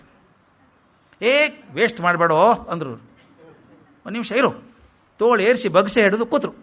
ನಲ್ಲಿಯಲ್ಲಿ ನೀರು ಕುಡಿತೀವಲ್ಲ ನಾವು, ಹಾಕು ಅಂದರು. ನಾಂದೇ ಮನುಷ್ಯ ನಾಳೆಗೆ ಬದುಕಲ್ಲ, ಈ ಪರಿ ತುಪ್ಪ ತಿನ್ನೋದ? ನಾವು ಕೊಲೆಸ್ಟ್ರಾಲ್ ಅಂತ ಹಾರಾಡ್ತೀವಿ ಅರ್ಧ ಚಮಚ ತಿಂದರೆ. ಹಿಂಗೆ ಎತ್ತಿ ಕುಡಿದದ್ದು ನೋಡಿದೆ. ಈ ಬಾಳು ಮಾಮ ನಾಳೆ ಬದುಕಲ್ಲ ಅನಿಸ್ಬಿಡ್ತು ನನಗೆ. ಆದರೆ ಸಾಯಂಕಾಲ ಆ ದೋತ್ರ, ಕಚ್ಚೆ ದೋತ್ರ ಮೇಲೆ ಒಂದು ಜುಬ್ಬ ಹಾಕ್ಕೊಂಡು, ತಲೆಗೊಂದು ಟೋಪಿ ಹಾಕ್ಕೊಂಡು ವಾಕಿಂಗ್ ಹೊರಟ್ರೆ ಜಮಖಂಡಿಯಿಂದ ಅರ್ಧ ಮುದೋಳವರೆಗೂ ಹೋಗಿ ಬಂದುಬಿಟ್ರು. ಹೆಜ್ಜೆ ಇಟ್ಟರೆ 3-4 ಅಡಿ ಹೆಜ್ಜೆ ಇಡೋದು, ದೈತ್ಯ ಹೆಜ್ಜೆವು. ದಾಡ್ ದಾಡ್ ದಾಡ್ ಹೋಗಿ ಬಂದ್ಬಿಟ್ಟು ಮತ್ತೆ ಸಾಯಂಕಾಲ ಮೊಸರು ಅವಲಕ್ಕಿ. ಇದು ಅದು ನಾ ತಿನ್ನೋದು ದೊಡ್ಡದಲ್ಲ ಸ್ವಾಮಿ, ಕರಗಿಸ್ಕೊಳ್ಳೋದಿದೆಯಲ್ಲ. ಅದಕ್ಕೆ ಮಹಾಭಾರತದಲ್ಲಿ ಮಾತು ಬರ್ತದೆ, ಎಷ್ಟೋ ಜೀವನ ಭಾಗ್ಯಗಳಲ್ಲಿ ಭೋಜನ ಭಾಗ್ಯ ಒಂದು ಅಂತ. ಕೆಲವರು ತಿನ್ನೋಕೆ ಆಗಲ್ಲ, ಸಕ್ಕರೆ ನೋಡಿದ್ರೆ ಶುಗರ್ ಜಾಸ್ತಿ ಆಗುತ್ತೆ. ಅದು ತಿನ್ನಬೇಡ, ಇದು ತಿನ್ನಬೇಡ, ಅದು ತಿನ್ನಂಗಿಲ್ಲ, ಇದು ತಿನ್ನಂಗಿಲ್ಲ, ಏನು ಬದುಕಪ್ಪ ಆಗ್ಬಿಡುತ್ತೆ. ಆದರೆ ತಿಂದು ಅರಗಿಸ್ಕೊಳ್ಳೋದಿದೆಯಲ್ಲ, ಅದೊಂದು ದೊಡ್ಡ ಭಾಗ್ಯ. ಅದು ಹೇಳ್ತಾರೆ ಪುತ್ರ ಭಾಗ್ಯ, ಧನ ಭಾಗ್ಯ ಅಂತ ಲಿಸ್ಟ್ ಮಾಡ್ಕೊಂಡು ಅದರೊಳಗೆ ಭೋಜನ ಭಾಗ್ಯ ಅಂತ ಬರುತ್ತೆ. ಇದು ನೋಡಿ, ಸಣ್ಣ ಮಗು, 7 ತಿಂಗಳ ಮಗು, ಅದು ನಿಜವಾಗ್ಲೂ ಹೇಳಬೇಕಾದ್ರೆ ಅಸಾಧ್ಯ ಶಕ್ತಿ ಬೇಕು. ಅದಕ್ಕೆ ಅವ್ರು ಹೇಳಿದ್ರಂತೆ, ಈ ಮಗು ಪ್ರಾಣದೇವರ ಅವತಾರವಾದ್ದರಿಂದ ಮಾತ್ರ ಹಿಂಗೆ ಸಾಧ್ಯ, ಇದ್ರ ಬೇರೆ ಕಡೆಯಿಂದ ಸಾಧ್ಯ ಇಲ್ಲ ಅಂತ ಅಂದ್ಕೊಟ್ರು. ಮುಂದೆ ಆಗಿ ಒಂದು ವರ್ಷ ಆಗಿದೆ, 2 ವರ್ಷ ಆಗಿರಬೇಕು ಮಗುಗೆ, ವಾಸುದೇವನಿಗೆ. ಒಂದು ದಿವಸ ಅಪ್ಪ ಹೊರಗೆ ಕೂತಿದ್ದಾರೆ ಕಟ್ಟೆ ಮೇಲೆ, ಅವ್ರ ಜೊತೆಗೆ ಇನ್ನೊಬ್ರು ಯಾರೋ ಇದ್ದರು. ಅಮ್ಮ ಹೇಳಿದರು, ಅಪ್ಪನ ಕರಿಯೋ ಊಟಕ್ಕೆ, ಎಲೆ ಬಡಿಸಿದ್ದೀನಿ ಅಂದರು. ಹುಡುಗ ಹೋದ, 2 ವರ್ಷ ಹುಡುಗ, ಅಪ್ಪ ಅಮ್ಮ ಕರಿತಾಳೆ ಊಟಕ್ಕೆ ಬಾ ಅಂದ. ಆತ ನಾ ಬರೋಲ್ಲ ಮಗು, ಸ್ವಲ್ಪ ಎದ್ದು ಬಂದು ಹೇಳಿದರು, ನಾ ಬರೋಲ್ಲ, ನೀವು ಊಟ ಮುಗಿಸಿ, ನಾವು ಊಟ ಮಾಡೋಕ್ಕಾಗಲ್ಲ. ಯಾಕೆ?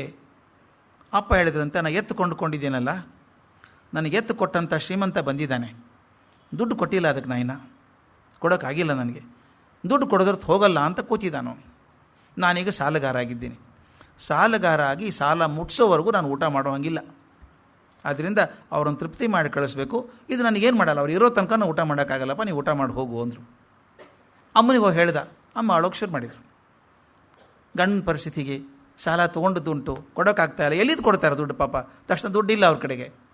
ಈ ಹುಡುಗ ಏನು ಮಾಡಿದ ಗೊತ್ತಾ, ಆ ಕಡೆ ಹೋಗಿ ಆ ಶ್ರೀಮಂತರು ಕೂತಿದ್ರಲ್ಲ, ಅವರು ದೋತ್ರ ಹಂಚಿಡಿದು ಬನ್ನಿ ನನ್ನ ಕಡೆಗೆ ಅಂತ ಕರ್ಕೊಂಡು ಹೋದ. ಅವ್ರ ಮಗು ಕರಿತದಲ್ಲ ಅಂತ ಹೋದರು. ಮನೆ ಮುಂದೆ ಸ್ವಲ್ಪ ದೂರದಲ್ಲಿ ಒಂದು ದೊಡ್ಡ ಹುಣಸೆ ಮರ, ಕೆಳಗಡೆ ಹುಣಸೆ ಬೀಜ ಎಲ್ಲ ಬಿದ್ದಿದ್ದಾವೆ. ಪುಟ್ಟ ಕೈ, ಕಲ್ಪನೆ ಮಾಡಿ 2 ವರ್ಷದ ಮಗು ನಿಂತ್ಕೊಳ್ಳಿ ಅಂಥೇಳಿ ಬಿದ್ದಿತ್ತಲ್ಲ ಹುಣಸೆ ಬೀಜ ಎಲ್ಲ ಆರಿಸಿ ತನ್ನ ಬೊಗಸೆ ತುಂಬ ತುಂಬಿಕೊಂಡು, ತೊಗೊಳ್ಳಿ ನಮ್ಮ ಅಪ್ಪನ ಋಣ ಸಂದಾಯ ಆಗ್ತದೆ ಅಂತ ಕೊಟ್ಟ. ಅಪ್ಪ ಋಣ ಇದೆಯಲ್ಲ, ಋಣ ಸಂದಾಯ ಆಯಿತು ತೊಗೊಳ್ಳಿ ಅಂತ ಒಂದು ಬೊಗಸೆ ಹುಣಸೆ ಬೀಜ ಕೊಟ್ಟ. ಹೇಗಾಯಿತು, ಇದನ್ನು ಹೇಗೆ ಬೇಕಾದ್ರೆ ಇಂಟರ್ಪ್ರಿಟ್ ಮಾಡ್ಕೋಬೋದು ನೀವು. ಹಾಕಿದರೆ ಆ ಮನುಷ್ಯ ತೊಗೊಂಡಲ್ಲ ಕೈಯಲ್ಲಿ, ಅವನ ಕೈಯಲ್ಲಿ ಬಿದ್ದದ್ದು ಹುಣಸೆ ಬೀಜ ಅಲ್ಲ ಅನ್ನಿಸ್ತು ಅವನಿಗೆ. ಅವನ ಕೈಯಲ್ಲಿ ಬಂಗಾರದ ನಾಣ್ಯಗಳು ಬಿದ್ದಂಗೆ ಆಯಿತು. ಅಂದರೆ ಆ ಎತ್ತಿಗೆ ಎಷ್ಟು ಬೆಲೆ ಇತ್ತೋ ಅದು 2 ಪಟ್ಟಷ್ಟು ದುಡ್ಡು ಬಂದುಬಿಟ್ಟಿದೆ ಅವನಿಗೆ. ಸೀದಾ ತನ್ನ ಮನೆಗೆ ಹೋಗ್ಬಿಟ್ಟ, ಅವನು ವಾಪಸ್ ಬರಲೇ ಇಲ್ಲ. ಈ ಹುಡುಗ ಬಂದು ಅಪ್ಪನಿಗೆ ಹೇಳ್ದ, ಅಪ್ಪ ಅವ್ರು ಹೋದರು ಊಟಕ್ಕೆ ಬಾ ಅಂತ ಕರ್ಕೊಂಬಂದ. ಇವ್ರು ಯಾಕೆ ಹೋದರು? ಬಹುಶಃ ಅವ್ರು ಅಂದ್ಕೊಂಡ್ರು ಈ ಹುಡುಗ ಮುಗ್ಧವಾಗಿ ಕೇಳ್ಕೊಂಡಿರ್ಬೇಕು, ಆಮೇಲೆ ಕೊಡ್ತೀವಿ ಅಂತ ಏನಾದರೂ ಹೇಳಿರಬೇಕು. ಅದಕ್ಕೆ ಹುಡುಗನ ಮುಗ್ಧತೆಗೆ ಬೆರಗಾಗಿ ಸಂತೋಷಪಟ್ಟು ಹೋಗಿರ್ಬೇಕು ಅವರು. ಅದು ನನ್ನ ಡ್ಯೂಟಿಯನ್ನು ಕೊಡಬೇಕಲ್ವಾ ಅಂತ ಹೇಳಿ 2-3 ತಿಂಗಳಾದಮೇಲೆ ಹಣ ಎಲ್ಲ ಕೂಡಿಸಿ ಆ ಎತ್ತಿನ ಬೆಲೆ ಇತ್ತಲ್ಲ ಅದನ್ನು ಕೊಡೋಕೆ ಅವ್ರ ಮನೆಗೆ ಹೋದ್ರಂತೆ, ಶ್ರೀಮಂತನ ಮನೆಗೆ. ಯಾಕೆ ಬಂದ್ರಿ ಅಂತ ಕೇಳ್ದ ಅವನು. ಇಲ್ಲ, ನಾನು ನಿಮಗೆ ಕೊಡಬೇಕಾಗಿತ್ತಲ್ಲ ದುಡ್ಡು, ಅದು ಕೊಡೋಕೆ ಬಂದೆ ಅಂತ. ಅವತ್ತೇ ತೀರಿಸ್ಬಿಟ್ಟಲ್ಲ ನಿಮ್ಮ ಮಗ. ತೀರಿಸೋದಷ್ಟೇ ಅಲ್ಲ, ನಾನು ಕೇಳಿದಕ್ಕಿಂತ ಜಾಸ್ತಿ ಕೊಟ್ಟಿದ್ದಾನೆ. ಬೊಗಸೆ ತುಂಬ ಬೆಳ್ಳಿ ಬಂಗಾರದ ನಾಣ್ಯ ಕೊಟ್ಬಿಟ್ಟ ಅವನು. ಎಲ್ಲಿ ಕೊಟ್ಟ ಬಂಗಾರದ ನಾಣ್ಯ? ಏನೋ ಗೊತ್ತಿಲ್ಲ ಸ್ವಾಮಿ, ಆತ ಆರಿಸಿದ್ದ ಹುಣಸೆ ಬೀಜ ನನ್ನ ಕೈಯಲ್ಲಿ ಹಾಕಿದಾಗ ಬಂಗಾರದ ನಾಣ್ಯ ಆಗಿತ್ತು ಅಂತ. ಇದು ಭಾಳ ಸಾಂಕೇತಿಕವಾಗಿರುವಂಥದ್ದು. ಎಲ್ಲ ಬೀಜಗಳು ಹಾಗೇನೆ ಗಮನಿಸಿ. ಹುಣಸೆ ಬೀಜ ಹುಳಿ ಮಧ್ಯದಲ್ಲೇ ಇರ್ತದೆ, ಹುಳಿ ಜೊತೆಗೆ ಬೆಳೆಯೋದು, ಹುಳಿ ಮಧ್ಯದಲ್ಲೇ ಇರುವಂಥದ್ದು. ಆದರೆ ಬೀಜ ತೊಳೆದ್ರೆ ಒಗರಾಗಿರುತ್ತೆ, ಹುಳಿ ಒಂಚೂರು ಅಂಟ್ಕೊಂಡಿಲ್ಲ ಅದಕ್ಕೆ. ಇದು ಭಾಳ ಮುಖ್ಯ. ಹುಳಿ ಮಧ್ಯದಲ್ಲೇ ಇದ್ದು ಹುಳಿ ಆಗದೇ ಇದ್ದಂಥ ಬೀಜ ಇದೆಯಲ್ಲ, ಅಂದರೆ ಶ್ರೀಮಂತಿಕೆಯ ಮಧ್ಯದಲ್ಲಿದ್ದು ಕೂಡ ನೀನು ಅಂಟ್ಕೋಬೇಡ ಅದಕ್ಕೆ ಅಂತ ಹೇಳ್ದಂಗೆ. ದೊಡ್ಡ ತತ್ವ ಸ್ವಾಮಿ, ಇದು ಭಾಳ ದೊಡ್ಡ ತತ್ವ. ನಮ್ಮ ಕಡೆ ಹೇಳಿದ್ದೆ, ಭಾಳ ದೊಡ್ಡ ಅದ್ಭುತ ಕತೆ, ಸೂಫಿ ಕತೆ ಇದು. ಸಮುದ್ರ ದಂಡೆ ಮೇಲೆ ಒಬ್ಬ ಮನುಷ್ಯ ಸನ್ಯಾಸಿ, 2 ಬಟ್ಟೆ ಅವನು ಅಂಚೆ ಇರೋದು ಅವನ ಹತ್ರ. ದಿನ ಹೋಗೋದು ಸಮುದ್ರದಲ್ಲಿ ಮೀನ ಹಿಡಿಯೋದು, 2 ಮೀನು ಹಿಡಿಯೋನು ಅವನು. ಹಿಡಿಯೋದೇ 2 ಮೀನು. ಸಿಕ್ಕ ತಕ್ಷಣ ಒಂದು ಮೀನು ದಾನ ಮಾಡೋದು, ಒಂದು ಮೀನು ತಾನು ತಿನ್ನೋದು. ಹಿಂಗೆ ಇರೋನು, ಭಗವಂತನ ಕೃಪೆ ಅಂತ ಅಂತಿದ್ದ. ಒಬ್ಬ ತರುಣ ಅವನ ಜೊತೆಗಿದ್ದವನು ತೀರ್ಥಯಾತ್ರೆಗೆ ಹೋಗ್ತೀನಿ ಅಂತ ಹೊರಟ. ಎಲ್ಲೆಲ್ಲಿ ಹೋಗ್ತೀಯಪ್ಪ ಅಂತ ಕೇಳಿದೆ ಅವನು. ಹೀಗೆಲ್ಲ ಹೋಗ್ತೀನಿ, ಆ ಬೆಟ್ಟದ ಹತ್ರ ಹೋಗ್ತೀನಿ ಅಂದ. ಒಂದು ಕೆಲಸ ಮಾಡೋ ಮಗು, ನೀ ಅಲ್ಲಿ ಹೋಗ್ತೀಯಲ್ಲ, ಬೆಟ್ಟದ ಮೇಲೆ ನನಗೆ ಹೋಗೋಕ್ಕಾಗಿಲ್ಲ, ನನ್ನ ಗುರುಗಳಿರ್ತಾರೆ ಅಲ್ಲಿ ಬೆಟ್ಟದ ಮೇಲೆ, ಅವ್ರು ಹೋಗಿ ಭೇಟಿಯಾಗಿ ಬಾ. ಅವ್ರಿಗೆ ಹೇಳು, ನನಗೆ ಯಾಕೋ ತೃಪ್ತಿ ಆಗ್ತಾಯಿಲ್ಲ ಜೀವನದಲ್ಲಿ, ಏನೋ ಸಮಾಧಾನ ಇಲ್ಲ.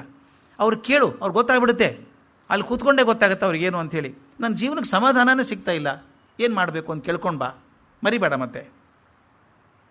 ಇವನು ಹೋದ. ಈ ಗುರುಗಳು ಎಲ್ಲಿರ್ತಾರೆ ಅಂತ ಕೇಳ್ದ. ಬೆಟ್ಟದ ಮೇಲೆ ಇರ್ತಾರೆ ಅಂತ. ಬೆಟ್ಟದ ಮೇಲೆ ಗುಡಿಸ್ಲೇನಿರಲಿಲ್ಲ, ದೊಡ್ಡ ಅರಮನೆ ಇತ್ತು.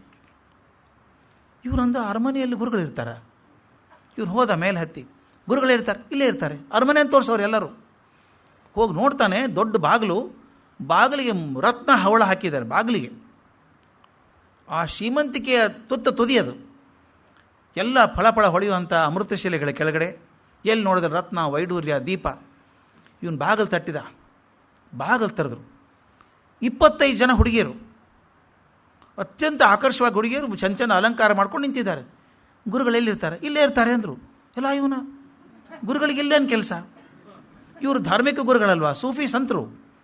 ಈ ಹುಡುಗಿಯರು ಅಲಂಕಾರ, ಅರಮನೆ ನೋಡಿದರೆ ಯಾವುದೋ ರಾಜ ಕೂಡ ಸಿಗೋಕ್ಕೆ ಸಾಧ್ಯ ಇಲ್ಲ.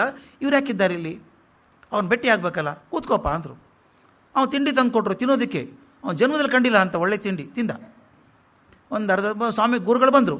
ನೋಡ್ತಾನೆ, ಬಂದು ಕೂತ್ರೆ ಅವ್ರು ಏನು ಗಾಳಿಯಲ್ಲಿ ಹಾರ್ಕೊಂಡು ಬಂದಂಗಿತ್ತು. ಮೈ ಮೇಲೆ ಬಟ್ಟೆ ಅಂದ್ರೇನು, ಚಕ್ರವರ್ತಿಗಿರೋಕ್ಕೆ ಸಾಧ್ಯ ಇಲ್ಲ ಅಂಥ ಬಟ್ಟೆ.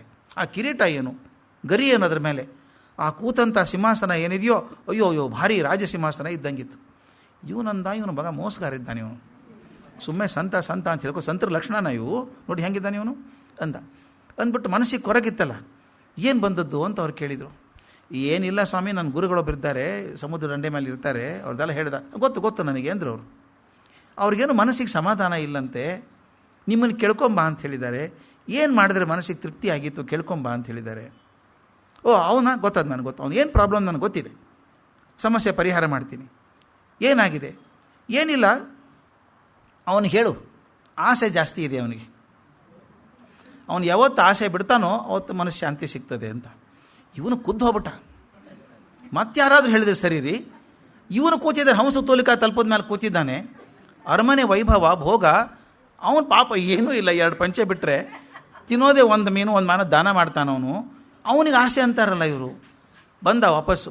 ಬಂದಾಗ ಇವನು ಕೇಳಿದಂತೆ, ನನ್ನ ಗುರುಗಳು ಸಿಕ್ಕರೇನಪ್ಪ ಅಂತ. ಸಿಕ್ಕರು. ಎಂಥ ಗುರುಗಳ್ರಿ ಅವರು ಅಂದವನು. ಸುಮ್ಮನೆ ನಂಬ್ಕೋಬೇಡಿ ಅವ್ರನ್ನ, ಭಾರಿ ಮೋಸಗಾರಿದ್ದಾರೆ ಅವರು. ಇಲ್ಲಪ್ಪ, ನಿನಗೆ ಗೊತ್ತಾಗಲ್ಲ ಇದರದು. ಅವ್ರು ಭಾಳ ದೊಡ್ಡವರು. ಅವ್ರು ಏನು ಹೇಳಿದರು? ಅವ್ರು ಏನು ಹೇಳಿಲ್ಲ, ಹೇಳಿದ್ರು ಕೇಳಬೇಡಿ, ನಿಮ್ಗೆ ಹೇಳಿದ ಪ್ರಯೋಜನ ಇಲ್ಲ ಅದು. ಅವ್ರು ನಡ್ಕೊಳ್ಳಲ್ಲ ಹಾಗೆ. ಏನು ಹೇಳಿದ್ರು ಹೇಳಿಬಿಡಪ್ಪ, ಅವ್ರು ಹೆಂಗೆ ಹೇಳಿದ್ರು ಹಾಗೆ ಹೇಳು, ಮನಸ್ಸಿಗೆ ನೋವಾಗಲ್ಲ. ನಾನು ಆತ ಇದ್ದಂತೆ, ನಿಮ್ಗೆ ಆಸೆ ಜಾಸ್ತಿ ಇದೆ ಅಂತೆ, ನೀವು ಯಾವಾಗ ಆಸೆ ಕಮ್ಮಿ ಮಾಡ್ಕೋತೀರೋ ಮನಸ್ಸಿಗೆ ತೃಪ್ತಿ ಸಿಗ್ತದೆ ಅಂತ. ತಕ್ಷಣ ಮುದುಕ ಮೊಳಕಾಲು ಊರಿ ಆಕಾಶ ಕಡೆ ಕೈ ಮಾಡಿ, ಭಗವಂತ ಹೌದಪ್ಪ, ಇದೇ ನನ್ನ ಸಮಸ್ಯೆ ಇರೋದು. ಗುರುಗಳು ಹೆಂಗೆ ತಕ್ಷಣ ತಿಳ್ಕೊಂಬಿಟ್ರು ನೋಡಂತ. ನನಗೆ ಆಸೆ ಇದೆ. ಎಷ್ಟೋ ಸಲ ಅನಿಸುತ್ತೆ ನನಗೆ, ಇನ್ನೊಂದು ಮೀನ ಹಿಡ್ಕೊಂಡಿದ್ರೆ ಚೆನ್ನಾಗಿತ್ತೇನೋ ಅನಿಸಿದ್ದುಂಟು ನನಗೆ ಯಾವಾಗಾದರೂ. ಅದು ಆಸೆ ಅಲ್ವಾ? ಅದನ್ನು ಬಿಟ್ಟ ಮೇಲೆ ತೃಪ್ತಿ ಆಗ್ತದೆ. ಇನ್ಮೇಲೆ ನಾನು 2ನೇ ಮೀನಾನು ಹಿಡಿಯಲ್ಲ, ಒಂದೇ ಸಾಕು ನನಗೆ. 2ನೇ ಆಸೆನೇ ಬೇಡ. ಯಾಕಂದರೆ 2 ಮೀನ ತೊಗೊಂಡಾಗ ಒಂದು ಕೊಡೋ ಹೋದಾಗ ಇಟ್ಕೊಂಡಿದ್ರೆ ಚೆನ್ನಾಗಿತ್ತೇನೋ ಅನಿಸಿದ್ದುಂಟು ನನಗೆ ಯಾವಾಗಾದರೂ. ಇಟ್ಕೊಳ್ಳಿಲ್ಲ, ಅನಿಸಿದ್ದುಂಟಲ್ಲ, ಆಸೆ ಅಲ್ವಾ ಅದು ಹೋಗ್ಬೇಕು ನನಗೆ. ಇವನಂದ, ನೀವು ಸರಿ, ಅವನು ಸರಿ ಮಾಡ್ತೀನಿ ಮೊದಲು ನಾನು. ಇಷ್ಟು ಭೋಗದಲ್ಲಿ ಕೂತ್ಕೊಂಡು ಹೇಳ್ತಾನಲ್ಲ. ವಾಪಸ್ ಹೋದ ಅವನು. ವಾಪಸ್ ಹೋಗಿ ಗುರುಗಳ ಕಡೆ ಹೋಗಿ, ಗುರುಗಳೇ, ನಮ್ಮ ಗುರುಗಳಿಗೇನೋ ಹೇಳಿದ್ರಿ, ಪಾಪ ನಿಮ್ಮ ಮೇಲೆ ನಂಬಿಕೆಯಿಂದ ಹೌದು ಅಂದರು ಅವರು.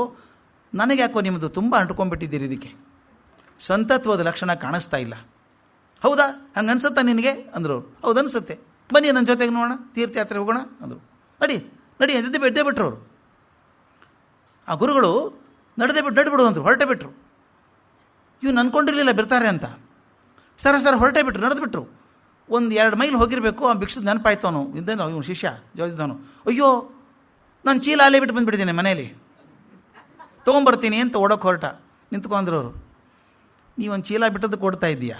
ನಾ ಪೂರ್ತಿ ಎಲ್ಲ ಬಿಟ್ಟು ಬಂದಿದ್ದೀನಿ, ನಿನ್ನ ಜೊತೆಗೆ ಎಲ್ಲ ಬಿಟ್ಟು ಬಂದಿದ್ದೀನಿ. ಅವ್ರು ಹೇಳ್ತಾರೆ, ನಾನು ಶ್ರೀಮಂತಿಕೆಯ ಮಧ್ಯ ಇರಬಹುದು, ಅದು ನನಗೆ ಅಂಟ್ಕೊಳ್ಳಿಲ್ಲ, ಅಂದಲ್ಲ ಅದು. ಅದ್ರ ಜೊತೆಗೇ ಇದ್ದೀನಿ, ಆದರೆ ಅಂಟ್ಕೊಳ್ಳಿಲ್ಲ.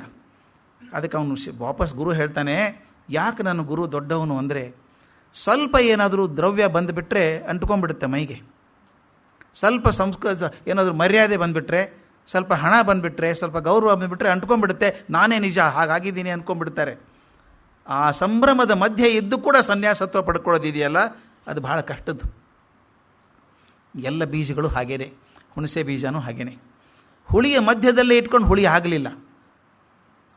ಮಾವಿನ ಬೀಜಕ್ಕೆ ಇನ್ನೂ ಸ್ವಲ್ಪ ಇರ್ತದೆ, ಹುಣಸೆ ಬೀಜ ತೊಳೆದಂಗೆ ಇರ್ತದೆ, ನೋಡಿರ್ಬೇಕು ನೀವು. ತೊಳೆದಿಟ್ಟರೆ ಆಟ ಆಡ್ತೀವಿ ಸಣ್ಣವರಿದ್ದಾಗೆಲ್ಲ, ನಾವು ಉಜ್ಜಿ ಆಟ ಆಡಬೇಕು ಅದನ್ನು. ಒಂದು ಚೂರು ವಾಸನೆ ಇಲ್ಲ, ಏನಿಲ್ಲ.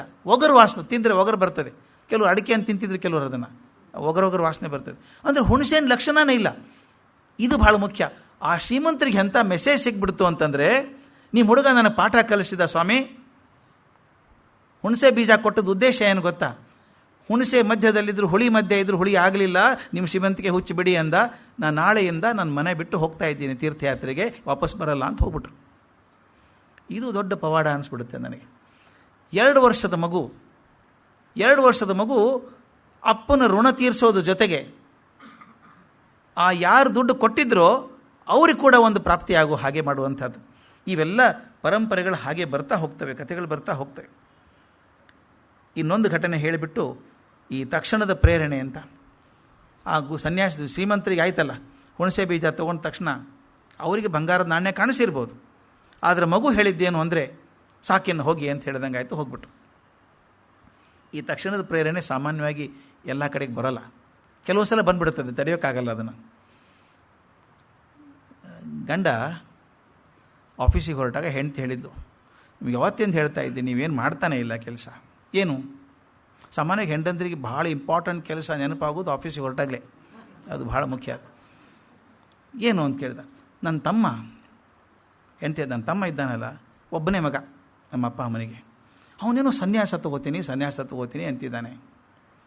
ಅಪ್ಪ ಅಮ್ಮ ಒದ್ದಾಡಿ ಹೋಗ್ತಾರೆ. ಒಬ್ಬನೇ ಮಗ ಸನ್ಯಾಸ ತೊಗೊಂಡ್ರೆ ಗತಿ ಏನು ಹೇಳಿ? ಅವ್ನು ಬೇಡ ಅಂತ ಹೇಳಿ ಸ್ವಲ್ಪ. ನಾನು ಯಾಕೆ ಹೇಳಬೇಕು, ಬುದ್ಧಿ ಇಲ್ವ ಅವನಿಗೆ ಅಂತ ಹೋಗ್ಬಿಟ್ಟ ಗಂಡ, ತಲೆಗೆ ಹಾಕ್ಕೊಳ್ಳಿಲ್ಲ. ಮತ್ತೆ ಮರುದಿವಸ ಟ್ಯೂಷನ್ ಶುರು ಆಯಿತು. ದಯವಿಟ್ಟು ನನ್ನ ತಮ್ಮನಿಗೆ ಹೇಳಿ ಸ್ವಲ್ಪ, ನೀವು ಹೇಳಿ, ಅಪ್ಪ ಅಮ್ಮನ ಮಾತು ಕೇಳಲ್ಲ ಅವನು. ಅಂತ ಆಕೆ ಹೇಳೋದು ಬಿಡಲಿಲ್ಲ, ಇವನು ತಲೆಗೆ ಹಾಕ್ಕೊಳ್ಳಿಲ್ಲ. 3 ತಿಂಗಳು ಇದೇ ರೀತಿ ಆಯಿತು. ಒಂದು ದಿವಸ ಆಕೆ ನಿಲ್ಲಿಸ್ಬಿಟ್ಲು. 3 ತಿಂಗಳಿಂದ ಹೇಳ್ತಾ ಇದ್ದೀನಿ, ಒಂದು ಸಲ ಮಾಡಿಲ್ಲ ನೀವು, ದಯವಿಟ್ಟು ನನ್ನ ತಮ್ಮನಿಗೆ ಹೇಳಿ. ಬುದ್ಧಿ ಹೇಳ್ತಿದ್ರೆ ಹಾಳಾಗಿ ಹೋಗ್ತಾನೋ, ಸನ್ಯಾಸ ಆಗಿಬಿಡ್ತಾನೆ, ಮನೆಗೇನಾಗ್ತದೆ. ಗಂಡ ನಿಂತ್ಕೊಂಡ. ಆಕೆ ನೋಡ್ದ, ನೀನು 3 ತಿಂಗಳಿಂದ ಹೇಳ್ತಾ ಇದ್ದೀಯ ತಮ್ಮ ಸನ್ಯಾಸಿ ಆಗ್ತಾನೆ ಅಂತ, ಇನ್ನೂ ಆಗಿಲ್ಲ ಅವನು. ಆದರೆ ನಾನು ಈ ಗಳಿಗೆ ಮನೆ ಬಿಟ್ಟು ಹೊರಟೆ ಅಂತ ಹೋಗ್ಬಿಟ್ಟೆ. ಹಾಗೆ ತಮ್ಮನಿಗೆ ಹೇಳು ಅಂದರೆ ಗಂಡ ಸನ್ಯಾಸಿಯಾಗಿ ಹೋಗೇ ಬಿಟ್ಟ ಅವನು. ಈ ಸನ್ಯಾಸ ಅನ್ನೋದು ಪ್ಲ್ಯಾನಿಂಗ್ ಅಲ್ಲ, ಅದು ಇನ್ಸ್ಟಂಟ್ ಆಗಿಬಿಟ್ಟು ತಕ್ಕಂತ ಬಂದುಬಿಡ್ಬೇಕು ಆ ಪ್ರೇರಣೆ. ಈ ಶ್ರೀಮಂತರಿಗೆ ಆದದ್ದು ಅದು. ಶ್ರೀಮಂತರಿಗೆ ಇವರು ಹುಣಸೆ ಬೀಜ ಕೊಟ್ಟರು ಕೂಡ ಅದನ್ನು ಬಂಗಾರದ ನಾಣ್ಯ ಬಂದಂಗೆ ಆಯಿತು. ಅದ್ರ ಜೊತೆಗೆ ಒಂದು ಸಂದೇಶ ಬಂತು, ಸಾಕಾಯ ರೆಡಿಯನ್ನ ಅಂತ. ಆ ಪ್ರೇರಣೆ ಸಾಕಾಯಿತು, ಹೋಗ್ಬಿಟ್ರು. ನಮ್ಮ ಎಲ್ಲರ ಜೀವನದಲ್ಲೂ ಪ್ರೇರಣೆ ಬರ್ತದೆ ಸ್ನೇಹಿತರೆ. ಅದು ಯಾವ ಕಾಲಕ್ಕೆ ಯಾರಿಂದ ಎಲ್ಲಿ ಬರ್ತದೆ ಅಂತ ಹೇಳೋಕ್ಕೆ ಸಾಧ್ಯ ಇಲ್ಲ. ಅದರ ಮನಸ್ಸನ್ನು ಸಿದ್ಧ ಮಾಡಿಕೊಂಡಿದ್ದಾಗ ಆ ಪ್ರೇರಣೆ ಪ್ರಯೋಜನ ಆಗುತ್ತೆ. ಮನಸ್ಸು ಸಿದ್ಧ ಆಗದೆ ಹೋದರೆ ಪ್ರೇರಣೆ ಒಂದು ಮಾತಾಗಿ ಉಳ್ಕೊಂಡ್ಬಿಡುತ್ತೆ. ಇಲ್ಲಿ ಆ ಶ್ರೀಮಂತನ ಮನಸ್ಸು ತಯಾರಾಗಿತ್ತು ಅನ್ನೋದು ಹೇಳಬೇಕಾಗಿದೆ ನನಗೆ. ಬಿಟ್ಟು ಹೋಗಬೇಕಾದ್ರೆ ತಕ್ಷಣ ಹೋಗೋದು ಆಗಲ್ಲ. ಅದು 2 ವರ್ಷ ಮಗು ಹೇಳಿದ್ರೆ ಹೋಗ ಮನೆಗೆ ಹೋಗೋ ಅಂತಿದ್ದು ಮತ್ತೊಬ್ಬರಾಗಿದ್ದರೆ, ಅವನ ಮನಸ್ಸು ಸಿದ್ಧ ಆಗಿತ್ತು. ಹುಣಸೆ ಬೀಜ ಕೊಟ್ಟು ಅಪ್ಪನ ಋಣ ಸಂದಾಯ ಮಾಡಿದ್ನಲ್ಲ ಅಂದಾಗ, ನೀನು ಹುಣಸೆ ಬೀಜದಂಗೆ ಇರಯ್ಯ, ಹುಳಿ ಮಧ್ಯದಲ್ಲಿದ್ದು ಹುಳಿ ಅಂಟ್ಕೊಳ್ಳಿಲ್ಲ, ಅದು ನೀನು ಹೋಗು ಅಂತ ಹೇಳ್ದಂಗೆ ಆಯಿತು. ಆತ ಮನೆ ಬಿಟ್ಟು ಹೋಗ್ಬಿಟ್ಟ ಅಂತ ಹೇಳ್ತಾರೆ. ಈ ಪವಾಡಗಳ ಬಗ್ಗೆ ಮಾತಾಡ್ತೀವಿ ನಾವು. ಇನ್ನೊಂದು ಭಾಳ ಚಂದ, ಅದಕ್ಕೆ ಭಾಳ ಚಂದ ಬರೀತಾರೆ. ಆ ವಾಸುದೇವ ಸುಧಾಮನಿಂದ ಅವಲಕ್ಕಿ ತಗೊಂಡು ಅವನು ಉದ್ಧಾರ ಮಾಡಿದರೆ, ಈ ವಾಸುದೇವ ಹುಣಸೆ ಬೀಜ ಕೊಟ್ಟು ಅವನ ಭವಬಂಧನವನ್ನು ಬಿಡಿಸಿಬಿಟ್ಟ ಅಂತ, ಭವಬಂಧನ ಬಿಡಿಸಿದ ಅಂತ. ಮುಂದೆ ನಿಡಿಯೂರು ಅಂತ ಒಂದು ಊರು ಬರ್ತದೆ, ಅಲ್ಲತ್ರ ಉಡುಪಿ ಹತ್ತಿರನೇ. ನಿಡಿಯೂರಲ್ಲಿ ಮದುವೆ ಇತ್ತಂತೆ. ಅಮ್ಮ ಮಗುವನ್ನು ಸಂಭ್ರಮ ಮಾಡಿ ಕರ್ಕೊಂಡು ಹೋಗಿದ್ದಾರೆ. 3 ವರ್ಷ ಇರಬೇಕು ವಾಸುದೇವನಿಗೆ ಅವಾಗ. ಮದುವೆ ಮನೆ ಗಿಜಿ ಗದ್ದಲ, ಸಂಭ್ರಮ, ಎಲ್ಲ ಓಡಾಡ್ತಾ ಇದ್ದಾರೆ. ಈ ಹುಡುಗ ನೋಡಿದೆ, ಯಾರೂ ತಾನು ಗಮನಿಸ್ತಾ ಇಲ್ಲ ಅಂತ ಹೋಗ್ಬಿಟ್ಟ ಹೊರಗೆ. ಈ ಹುಡುಗನೊಂದು ವಿಚಿತ್ರ, ಯಾವಾಗ ಎಲ್ಲಿ ಹೋಗ್ತಾನೆ ಅಂತ ಹೇಳೋಕ್ಕೆ ಸಾಧ್ಯ ಇಲ್ಲ, ಹೊರಟ್ಬಿಟ್ಟು. ಹೋದ ತಕ್ಷಣ ಅಮ್ಮ ಅಪ್ಪ ಒಂದು ತಾಸು ನೋಡಿದ್ದು, ಎಲ್ಲಿದ್ದಾನೆ ವಾಸುದೇವ? ಮದುವೆ ಮನೆಯೆಲ್ಲ ಹುಡುಕಿದ್ರು, ಎಲ್ಲೂ ಇಲ್ಲ. ನೀವು ಕಂಡಿರಿ ಅಂತ ಕೇಳ್ಕೊಂಡು ಹೊರಟರು. ಯಾರೂ ಕಂಡಿಲ್ಲ. ಇರೋದೇ ಸಣ್ಣ ಊರು, ಎಷ್ಟು ಜನ ಕೇಳಿದ್ರು ಗೊತ್ತಿಲ್ಲ ಅಂದರು. ಹಾಗೆ ಹುಡ್ಕೊಂಡು ಬೇರೆ ಕಡೆ ಬಂದರು. ಅಂತೊಂದು ದೇವಸ್ಥಾನ, ಅಲ್ಲಿ ಹೋದ್ರು, ಮತ್ತೊಂದು ದೇವಸ್ಥಾನ ಕೇಳ್ಕೊಂಡು ಒಬ್ರು ಯಾರು ಹೇಳಿದಂಥ ಒಬ್ಬ ಹುಡುಗ ಹೋಗೋದು ನೋಡಿದ್ನಪ್ಪ. ನಿಮ್ಮ ಹುಡುಗ ಹೌದಲ್ಲೋ ಗೊತ್ತಿಲ್ಲ, ಒಬ್ಬ ಹುಡುಗ ಹೋಗ್ತಿದ್ದ, ನೀವು ಹೇಳಿದಂಥ ಹುಡುಗ ಅಂತ. ಹೋದರೆ ಕೊಡವೂರು, ತಾಳಕುಂಡೆ ಇವೆಲ್ಲ ದಾಟಿಬಿಟ್ಟು ಮುಂದೆ ಬಂದರು. ಅವ್ರು ಕೊನೆ ಮೊರೆ ಹೋಗೋದು ಯಾರನ್ನ? ಅನಂತೇಶ್ವರನ. ಅಲ್ಲಿ ಬಂದು ನೋಡಿದ್ರೆ ದೀರ್ಘದಂಡ ನಮಸ್ಕಾರ ಹಾಕಿ ಕೂತಿದ್ದಾನೆ ಹುಡುಗ ಅಲ್ಲಿ, 3 ವರ್ಷ ಹುಡುಗ. ಅವ್ರು ಹೇಳ್ತಾರೆ, ಎಷ್ಟು ದೂರ ಇದೆ ಅಂದರೆ ಸುಮಾರು 2 ಯೋಜನ ದೂರ ಅಂತ, ಅಂದರೆ 16 ಮೈಲು. 3 ವರ್ಷದ ಹುಡುಗ ಯಾರನ್ನೂ ಕೇಳದಾರ್ದೇನೆ ತಾನೇ ಸರ ನಡ್ಕೊಂಡು ಬಂದುಬಿಟ್ಟಿದ್ದಾನೆ ಇಲ್ಲಿ ದೇವಸ್ಥಾನಕ್ಕೆ, ಅನಂತೇಶ್ವರ ದೇವಸ್ಥಾನಕ್ಕೆ. ಬರುವಾಗ ದಾರಿಯಲ್ಲಿ ಬೇರೆ ಬೇರೆ ದೇವಸ್ಥಾನ ನಮಸ್ಕಾರ ಮಾಡಿ ಬಂದಿದ್ದಾನೆ. ಅಪ್ಪ ಅಮ್ಮ ಖುಷಿನೂ ಆಯಿತು, ಮಗ ಸಿಕ್ಕ ಅಂತ. ಗಟ್ಟಿಯಾಗಿ ಅಪ್ಕೊಂಡು, ಹೇಗೆ ಬಂದಿಯೋ ನೀನು, ಜೊತೆಗೆ ಯಾರಿದ್ರೋ ನಿನಗೆ ಅಂತ ಕೇಳಿದಂತೆ. ಆಮೇಲೆ ನಾನು ಒಬ್ಬನೇ ಇರಲೇ ಇಲ್ಲ ಯಾವತ್ತೂ, ನನ್ನ ಜೊತೆಗೆ ದೇವರು ಇದ್ದೇ ಇದ್ದ ಅವಾಗಿಂದ ಇಲ್ಲಿವರೆಗೂ. ಪ್ರತಿಯೊಂದು ದೇವಸ್ಥಾನಕ್ಕೆ ಹೋದ್ನ ಆ ದೇವರು ಇಲ್ಲಿವರೆಗೂ ಬಂದ, ಈ ದೇವರು ನಾನು ಇಲ್ಲಿವರೆಗೆ ಕರ್ಕೊಂಬಂದ, ಇಲ್ಲಿದ್ದಾನಲ್ಲ ದೇವರು, ಇವನೇ ನಾನು ಕರ್ಕೊಂಬಂದದ್ದು ಅಂತ. 3 ವರ್ಷದ ಮಗು ಹಾಗೆ ಮಾಡಿದಾಗ ಅಪ್ಪ ಅಮ್ಮ ಇಬ್ಬರು ಹೇಗೂ ಅನಂತೇಶ್ವರ ದೇವಸ್ಥಾನಕ್ಕೆ ಬಂದಿದ್ದಾರೆ. ಮಗನ ಕೂಡಿಸಿ ಅನಂತೇಶ್ವರ ಕೈ ಮುಗಿದ್ರಂತೆ, ನೀನೇ ಕೊಟ್ಟ ಮಗು, ನೀನೇ ಕಾಪಾಡಬೇಕಪ್ಪ, ನಮ್ಮ ಕೈಯಲ್ಲಿ ಶಕ್ತಿ ಇಲ್ಲ ಇದು. ಇನ್ನೊಂದು ಭಯ ಬರೋಕ್ಕೆ ಶುರು ಆಯಿತು. ಈ ಹುಡುಗ ತಕ್ಷಣ ಮನೆ ಬಿಟ್ಟು ಹೋಗ್ಬಿಡ್ತಾನೆ, ಅಲ್ಲಿ ಹೋಗ್ತಾನೆ, ಇಲ್ಲಿ ಹೋಗ್ಬಿಡ್ತಾನೆ, ನಮ್ಮನ್ನು ಬಿಟ್ಟು ಕಾಯಂ ಹೋಗೇ ಬಿಡ್ತಾನೇನೋ ಅಂತನ್ನೋ ಭಾವನೆ ಬಂತು. ಅನಂತೇಶ್ವರಿಗೆ ಹೇಳಿದ್ರಂತೆ, ಆತನ ಮನಸ್ಸಲ್ಲಿ ಏನು ವಿಚಾರ ಬರ್ತಾವೋ ನೀನೇ ಅದನ್ನು ರಿಫೈನ್ ಮಾಡಬೇಕಪ್ಪ ಮರಯ, ಸರಿ ಮಾಡು. ಯಾಕಂದರೆ ಹುಡುಗನ ಮನಸ್ಸು ನಮ್ಗೆ ಅರ್ಥ ಆಗ್ತಾ ಇಲ್ಲ. ಅವು ಮಾಡೋದು ಮನುಷ್ಯ ಗಾತ್ರದ್ದು ಅನಿಸೋದೇ ಇಲ್ಲ ನಮಗೆ, ಮನುಷ್ಯ ರೂಪ ಅನಿಸೋದೇ ಇಲ್ಲ. ಈಗ 3 ವರ್ಷದ ಮಗು 16 ಮೈಲ್ ನಡ್ಕೊಂಡು ಹೋಗೋದಂದ್ರೇನು, 7 ತಿಂಗಳ ಮಗು ಒಂದು ಬುಟ್ಟಿ ಹುರುಳಿ ತಿನ್ನೋದಂದ್ರೇನು, ಇದು ಕಲ್ಪನೆಗೆ ಮೀರಿದ್ದಿದ್ದು. ಹುಣಸೆ ಬೀಜ ಕೊಟ್ಟು ಸಾಲ ತೀರಿಸೋದಂದ್ರೇನು, ಇದೆಲ್ಲ ನೋಡಿದಾಗ ಇದು ಮನುಷ್ಯ ಮಗು ಅಲ್ಲ ಅನಿಸುತ್ತೆ. ಆದ್ದರಿಂದ ಅದನ್ನು ರಕ್ಷಣೆ ಮಾಡೋದು ಕೂಡ ನಮ್ಮ ಶಕ್ತಿ ಇಲ್ಲ, ನೀನೇ ಮಾಡು ಅಂತ ಬೇಡ್ಕೊಂಡ್ರಂತೆ. ಹೀಗೆ ಪವಾಡಗಳ ಸರಣಿ ನಡೀತಾ ಹೋಗ್ತದೆ. ಕೆಲವು ವಿಚಾರಗಳನ್ನು ನಾಳೆ ನೋಡೋಣ. ನಮಸ್ಕಾರ.